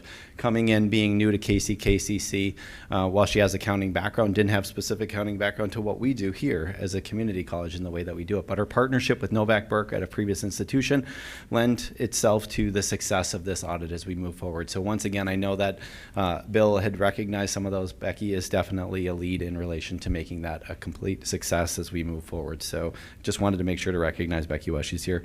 The business office continues to implement process improvements and manage student refund operations. Our auxiliary service side of the house reported strong activity, including catering events, growth in vending. You may have noticed vending machines around campus, making sure that we have access to opportunities for our students, and a 13% increase in bookstore sales as we move forward through the fall term. The bookstore is now preparing for spring and planning for a new point of sale system to streamline process and make things even more efficient for our students. The Wellness and Fitness Center expanded outreach through employee engagement, health awareness events, and its annual Torch the Turkey Challenge as well. We talked about it, I think, last month in relation to the holiday. In the area of human resources, we're preparing to launch a new employee management system in partnership with NeoEd, a software-as-a-service company that develops cloud-based human resource management. This platform will streamline hiring, onboarding, performance reviews, and talent development while integrating with a Lucian colleague for real-time progress tracking. Ties directly into our performance review system that we have on campus, and we're revamping it as a whole, taking a look at how do we fully assess talent management from the day employees and individuals apply here to the day they choose to leave us, whether that's through retirement or moving on to another institution. How do we make sure that we have the tools in place to be able to help them grow and develop as individuals here on campus during that time? November's Ask HR session focused on the hiring process with an open question and answer planned for December. Benefits reconciliation is underway with new enrollment beginning in January. As I noted, I think last month, Ask HR is an initiative through 40X with Human Resources. It's been wonderfully successful in relation to opening the floor, town hall communication and conversation around questions that probably everybody on campus has in relation to human resources, and they collectively come together to address those questions as a whole. Information Services Division is focused on cloud readiness, service reliability, and infrastructure resilience. The team implemented critical upgrades, positioning the college well for software as a service, the SaaS compliance, student-facing enhancement, and the completion of post-flood recovery. As we continue to move in that direction and look at the movement of our systems to software as a service in the cloud, one of the key pieces is, again, taking a look at our standard operating procedures. So not only are we moving forward with the IT infrastructure and modernization, as Dr. Balog had noted for my entire time here, it's really taking into consideration how are we using those tools, and are we making sure that the employees here have the resources they need, whether that's to learn how to appropriately use the tools, how to implement the tools, or the partners that they need to make sure that we're maximizing the efficiency of the tools we have. In addition to that, as we look at additional software opportunities, much like NeoEd, how does that integrate into our system currently? As you can imagine, we get inundated by vendors on every bell and whistle of something new all the time. We always want to make sure it integrates into what we're doing as a comprehensive infrastructure from an IT standpoint to make sure we can fully maximize the use of that. And also then reduce the requirement for resources, because sometimes you end up overspending if it doesn't work, if it doesn't fit, and we have to buy a module to make it work. What do we have to do on that end as well? Inside of Facility Services, completed major upgrades and compliance projects, including regulating water pressure across the main campus, plumbing and heating, ventilation and air conditioning improvements, fire inspection, prevention maintenance. If you came in early enough today, or you've been here in the last couple of weeks, you can see we're getting new roofs on a couple of the buildings that you all approved, so that work continues as well. We also made a change here in relation to carpet, taking a look at this space, and really wanted to somehow differentiate the space in a way that it feels like there is a hallway, because as many of you probably experienced in the past, sometimes when you set up for events here, they set up the entire space, and then if somebody needs to walk from point A to point B, how do they do that while an event's taking place? Now adding in this carpet really differentiates that and maybe allows people to move and set up events on this space, allowing for the hallway for students, others to pass as they move. 1 minute. Additional enhancements included LED lighting upgrades, new wall construction, and the completion of a walking bridge to improve accessibility on main campus. So again, out in the area where the creek is, taking a look at making sure the walkability of campus is key. While it may be the weather doesn't permit walkability for everyone at this point in time, spring will be around the corner. We want to make sure we have access and opportunity for people out on campus. And finally, in college police, the KCK Community College Police Department strengthened community engagement and professional development through several key initiatives this period.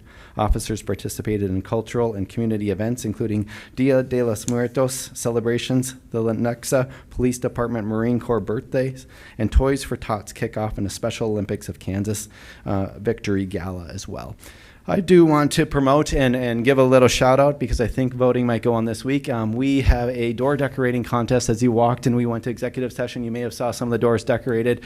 We took that initiative on as well in our office, and this year, with the assistance of my wonderful executive assistant, Karen Callahan, we positioned ourselves for Toys for Tots. So we decorated the top of the door as a wrapping gift, and then we filled the door with toys. It almost looked like Tetris, and we tacked on all of the toys that we could onto that door, and then at the end of the day, we were able to donate all those toys that we brought into Toys for Tots. So I told Karen, regardless of if we lose, we win, because we were the ones that were able to give all of those toys to Kansas area Toys for Tots. So again, one of those pieces, but as you look at the doors, give kudos to those, but if you're here and happen to vote, throw one my way.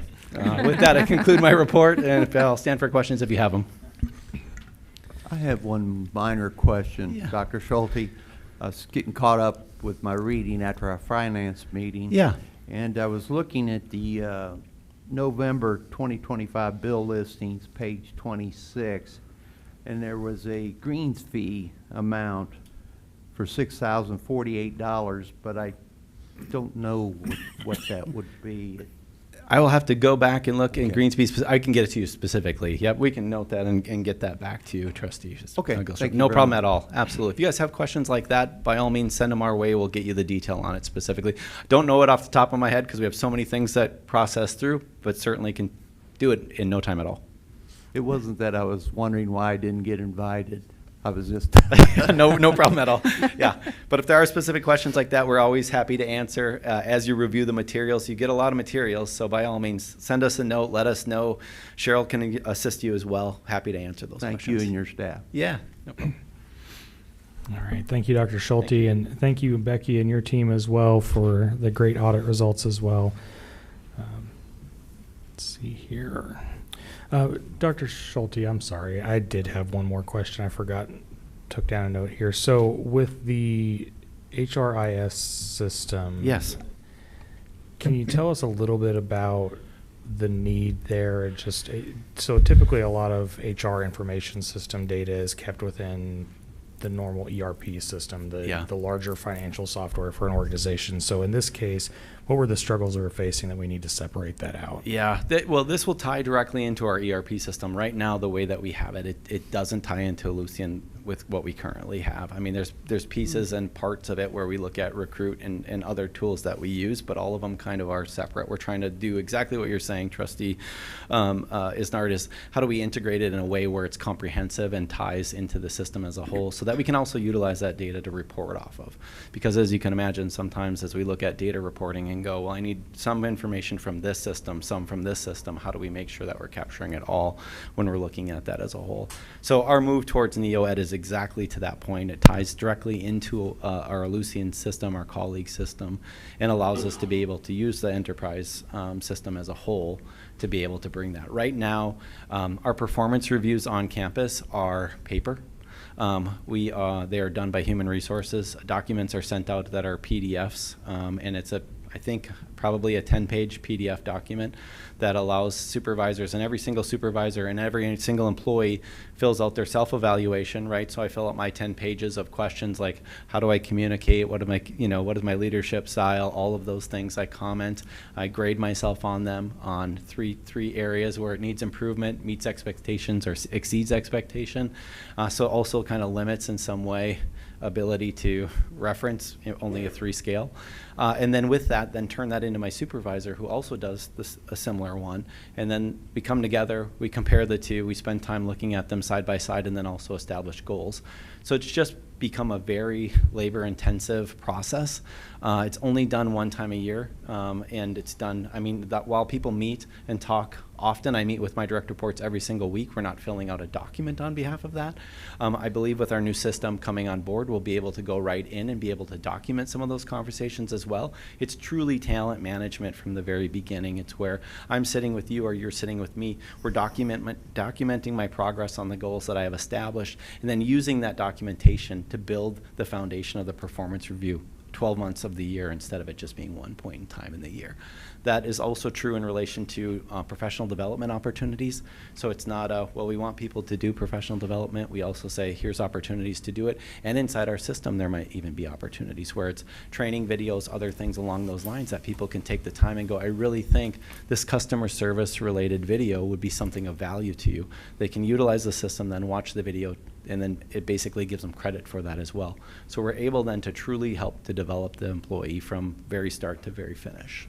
So does that answer? Did I catch it? Okay. It does. Very thorough. Thank you so much. Yeah. Appreciate it. And then just a comment. Yeah.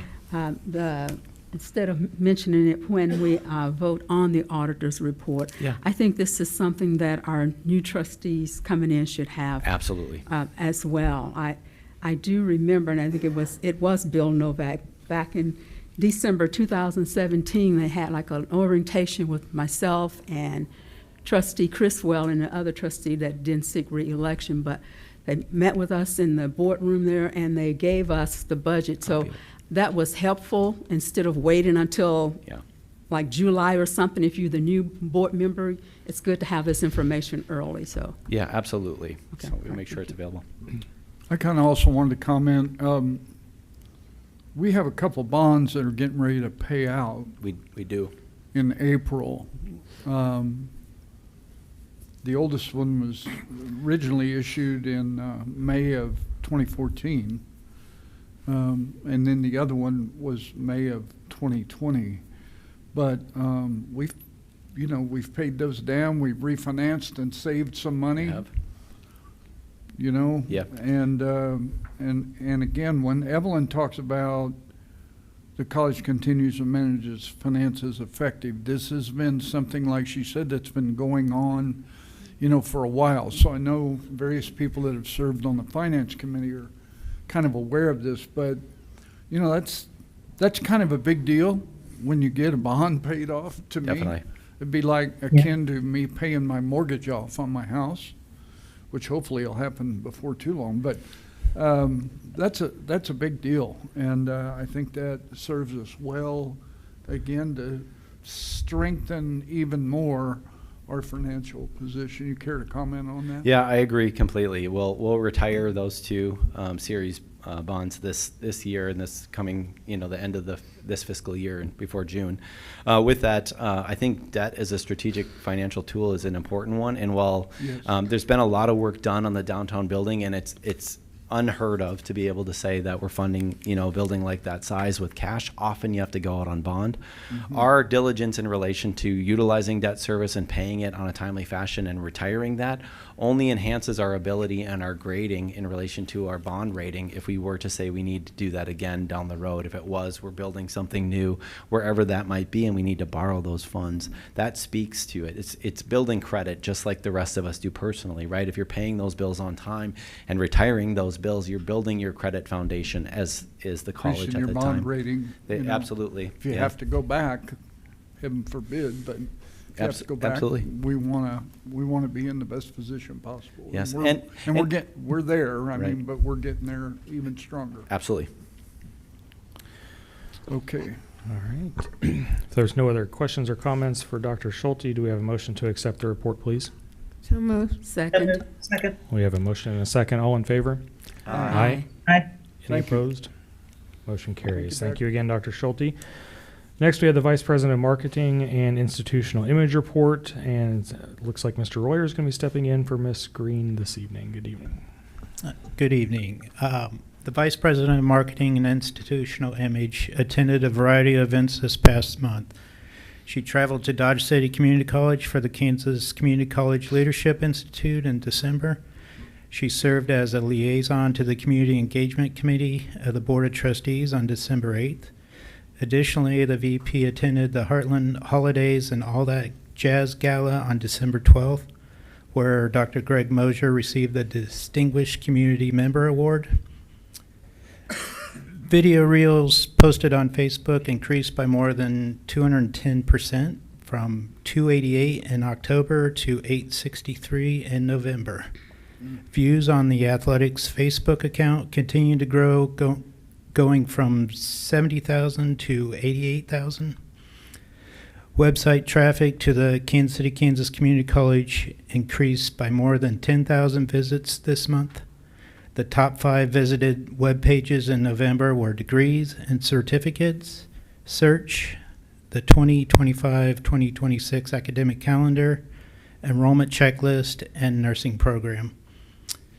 Media Services managed several live stream events, including the KCKCC Board of Trustees meeting, the Impact Vocal Festival, the President's Leadership Breakfast, athletic events, and the Men's and Women's 2025 National Junior College Athletic Association Plains District Soccer Championship. Print Shop completed 56 projects, which included the Schoolhouse Rock Play Program, the Athletics Hall of Fame Program, items for the Blue Devil Cafe Open House event, and 36 projects for faculty. Events and scheduling hosted 43 external events and waived approximately $7,800 in fees for Wyandotte County residents and nonprofit organizations. KCKCC hosted elections on November 4th at the Dr. Thomas R. Burke Technical Education Center. Chris asked me to play a video from our audio engineering that just came out, so I'll ask my crew to play that. There's so much audio rolling around within the world, and someone out there is controlling it and creating it. I have a lot of incredible things to say about this program because it shaped me as a human being. You're working with instructors that have practical experience out in the field. They give you like a crash course in every aspect of it, whether it be live sound, whether it be mixing, whether it be an Atmos mixing. You get a taste of everything. Everything from how to use a console, how a microphone actually works, like according to physics. They had a couple different live sound classes, which is mostly what I do nowadays, that helped me learn about, loading in, loading out, and gave me a lot of training for synthesizers, which I love. They have a huge amount of awesome gear, so being able to get your hands on that is a massive thing. I enjoy being in the studio the most, recording a band, getting to pick out what microphones you want to use on different instruments, getting to mix your own stuff the way you would like it to sound. And you have a lot of freedom with that creativity. Being a community college, it's way less expensive than a four-year college, and you still get a huge amount of education. It's just an over-encompassing program that allows you to see how vast the audio world is. There's people in the city, there's people all over the country that went through this program and jumped off into a new career. You only spend 4 semesters here and it goes by really quick. I mean, quite honestly, I met all my best friends here at KCK. Come to KCKCC. And I can answer any questions you may have. Awesome. Love it. Thank you, Randy. Appreciate it. Any questions, comments from the board? Hearing none, do we have a motion to accept the report, please? So moved. So moved. Second. We have a motion and a second. All in favor? Aye. Aye. Any opposed? Motion carries. Thank you. Next, we would be at unfinished business, for which we have none scheduled this evening. So the next item on the agenda, I would invite the presentation of the college policies presented by Trustee Hoskins Sutton. Thank you, Chair. Should have been in your packet, trustees, policy 1.13, college operating hours. And we know the buildings are opened earlier than the office hours. So we just needed clarity. Are there any questions about this? Any concerns? Chair, before I return it over to you, I just want to thank Trustee Ricketts for her service on the Board Policy Committee. She was a very integral part of that committee. She had a lot of good questions and answers, and so your service on that committee is truly appreciated, and it will be missed. So thank you. My pleasure. I return All it to right. you if there are no further questions. Thank you. This time I would call for a motion to approve College Policy 1.13, college operating hours as presented. So moved. Second. We have a motion and a second. All in favor? Aye. Aye. Aye. Any opposed? Motion carries.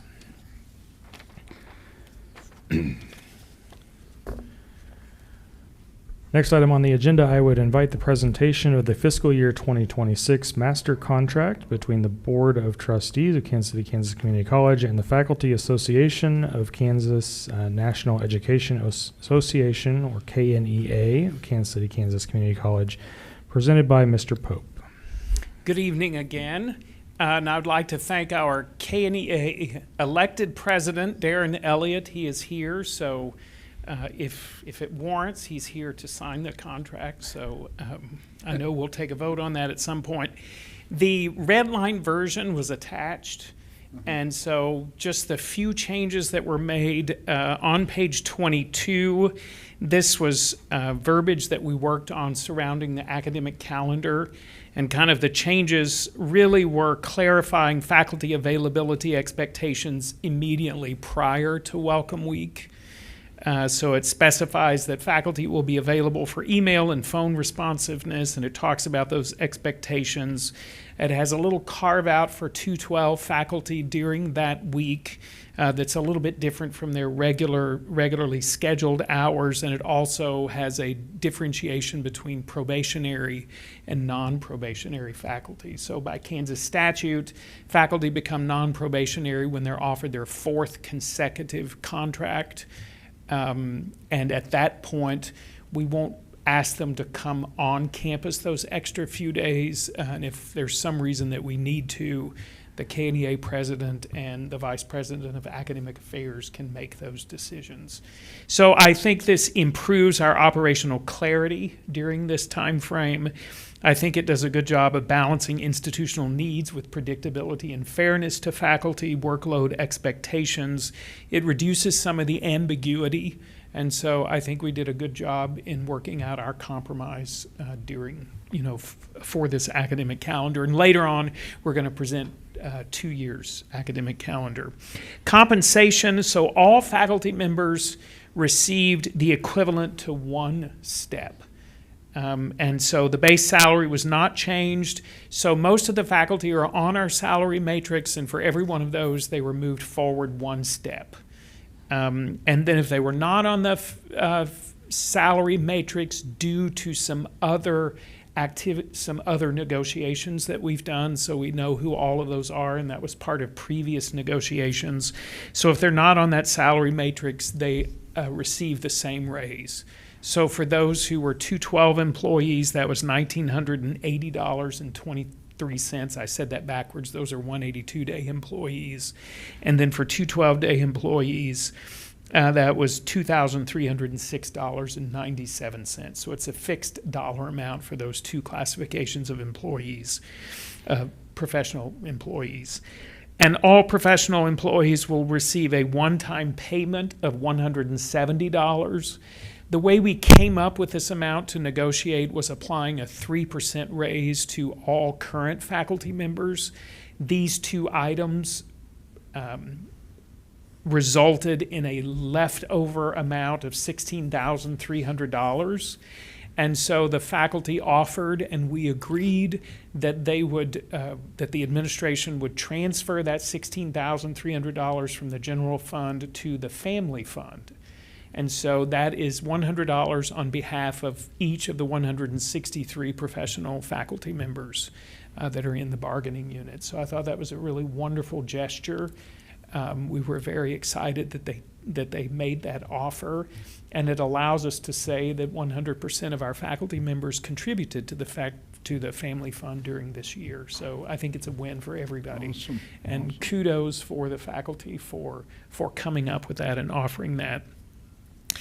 We agreed to continue studying the compensation, the results of the Gallagher study. So we've put forward tonight, the administration put forward some changes related to staff. Of course, any changes that we make for faculty will be part of a negotiation process. And so we started those conversations, but it's a lengthy conversation, and so we're going to continue them through the next negotiation cycle. And in fact, we have plans to start those meetings even before we have our first negotiation meetings. So I'm excited for us to work through some of those challenges that we have in our current compensation model for faculty. And then just some editing corrections. We changed the dates. We updated Center for Teaching Excellence for Institute for Teaching and Learning, and then we updated the title of Vice President of Student Affairs and Enrollment Management to the current Vice President of Enrollment Management and Student Services. So all in all, I thought it was a very good session for us. It takes us always a little bit longer than we anticipate, but that's just part of the process, and it's certainly a very valuable part of that process. So I think we'll ask for your motion and your vote. Of course, Darren and I are here to answer any questions that you may have. All right, thank you, Mr. Pope. Any questions, comments from the board? And thank you for getting that copy out to us early. I know it's just a long agreement for us to just see the weekend before when our packet comes out. So I'm glad everyone had a chance to review. And the red line version helps a lot when it really points Helps a out lot. exactly what's changed. So Great. appreciate you for indulging me with that.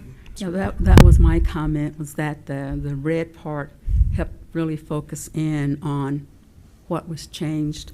And I appreciated the clarity on the office hours, because I know that some faculty came last fall Yes, ma'am. and talked to us about that. So I'm hoping everyone's happy with where they are on that now. And so have they already voted on it to accept this, and it's just our final approval to vote for what they've already accepted?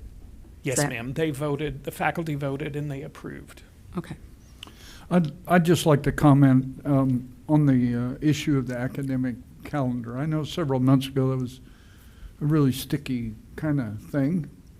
And I just want to commend both sides, Darren and his side and Mr. Pope and his side, that you guys, got it worked out. And it obviously was acceptable and passed by the faculty, and I appreciate that, because I know that was an uncomfortable night at the board meeting that night, but I'm absolutely delighted that you guys got together and got it done, and we appreciate it so much. Thank you. Thank you. All right, thank you. I'm going to try and get this language right for this then. So at this time, I'd call for a motion to approve the fiscal year 2026 master contract between the Board of Trustees of Kansas City, Kansas Community College and the Faculty Association of Kansas National Education Association, KNEA, of Kansas City, Kansas Community College as presented. So moved. Second. Second. We have a motion and a second. All in favor?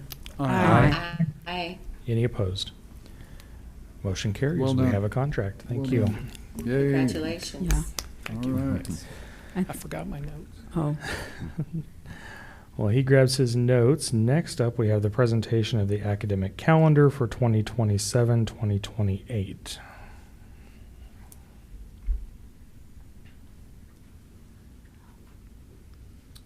And so this calendar mimics previous calendars. We try to get at least 2 years in advance.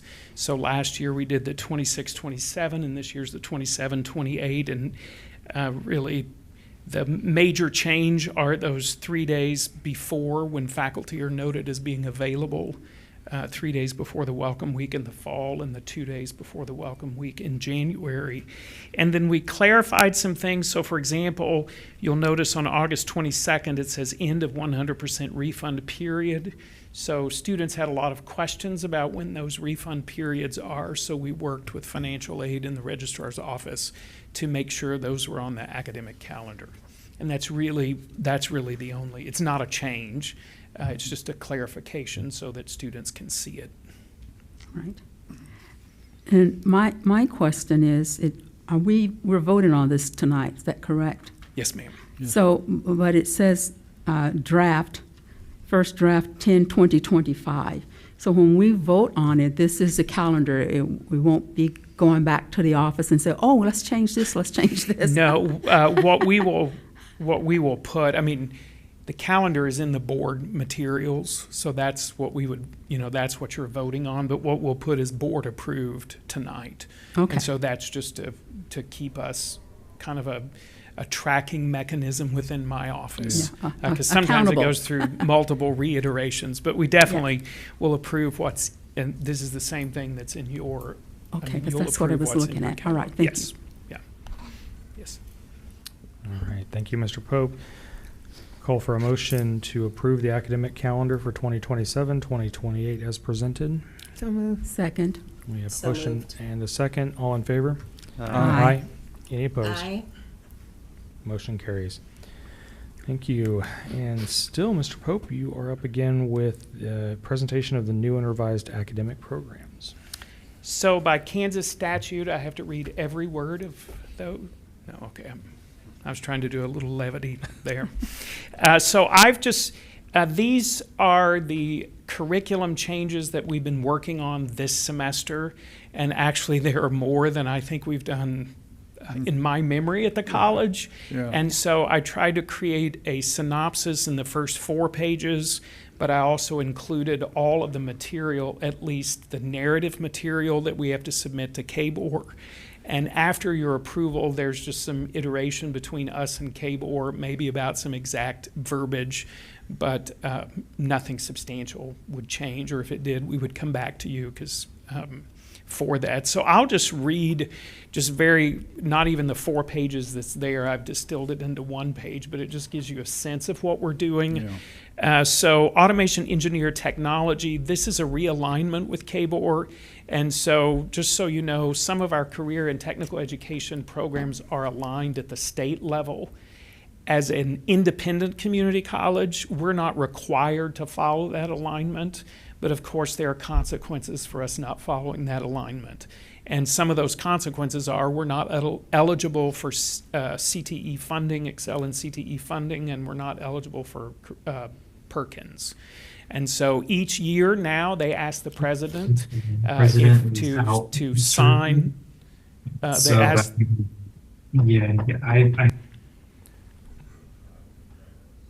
Kind of funny.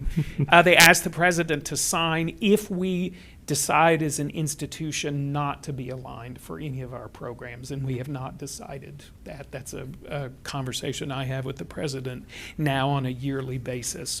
So some of that alignment includes new certificate levels. So there used to be just a B and an AAS, and now there are exit points. And so we are conforming to those exit points. We've expanded our workplace learning and updated some technical content to align more closely with our FAME partners. Commercial construction is a new program, so we're launching this NCCER aligned program which addresses regional workforce shortages. It will be one of our the word escapes me, but one of our major programs at the Downtown Education Center. We've received about $2.1 million in federal funding, and we have multiple industry partners, so that's part of what we're putting forward. Residential construction, this is also a realignment with the state, curriculum updates, course renamings, and so forth. Welding, we've enhanced the safety structure, so we've combined OSHA and welding safety, and there's a new metallurgy course, which is to meet employer expectations, so they meet with their advisory boards and get information and advice on course changes that they should make.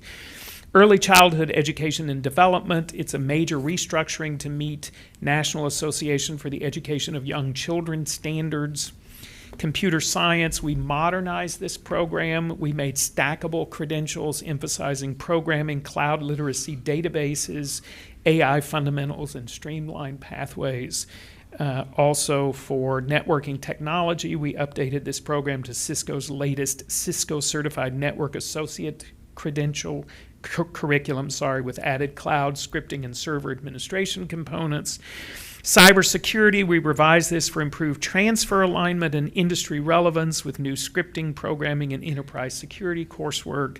And then for accounting, we continued support for multi-sector employment and transfer to CPA pathways. So these curriculum updates expand our stackable credentials, they strengthen employer alignment, modernize instructional content, and ensure students are prepared for both immediate employment and further education.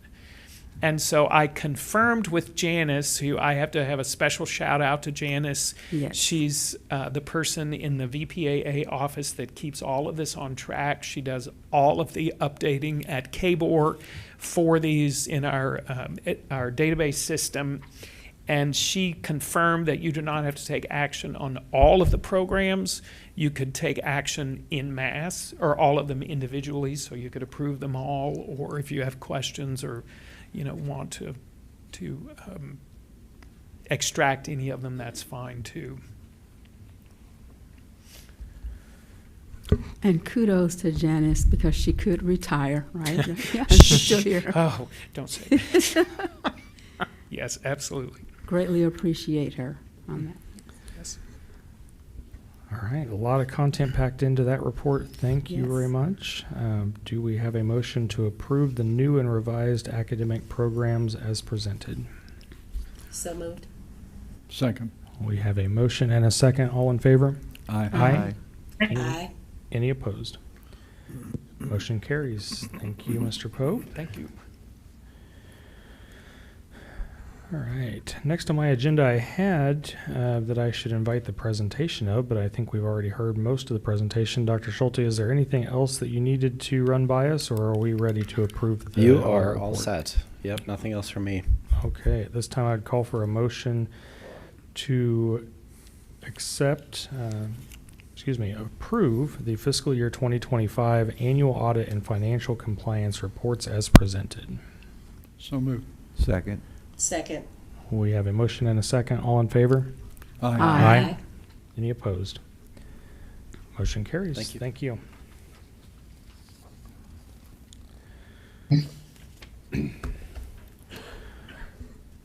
All right. Now, for my last official duty as chair of this board, I'd like to begin the process of requesting nominations for an interim board chairperson. This position is not your chairperson for the next year. It is just someone who we would need to begin the January meeting before you begin the process of elections for key positions at that point. So at this time, I'll open it to the floor if there are any nominations. I nominate. I'd like to nominate board member Don Ash. Do we have a second? Second. We have a motion and a second to name Trustee Ash as the interim board chairperson. This vote, just in keeping with the practice for reorganization for the yearly process, I am going to do this by roll call, and I will take down the votes. So give me just a moment here. All right, Trustee Ash. So at the moment, I'll vote present since it involves me. Trustee Criswell. Aye. Trustee Gilstrap. Aye. Trustee Hoskins Sutton. Aye. Trustee Scruggs Andreu. Aye. Vice Chair Ricketts. Aye. And Chair Isnard, aye.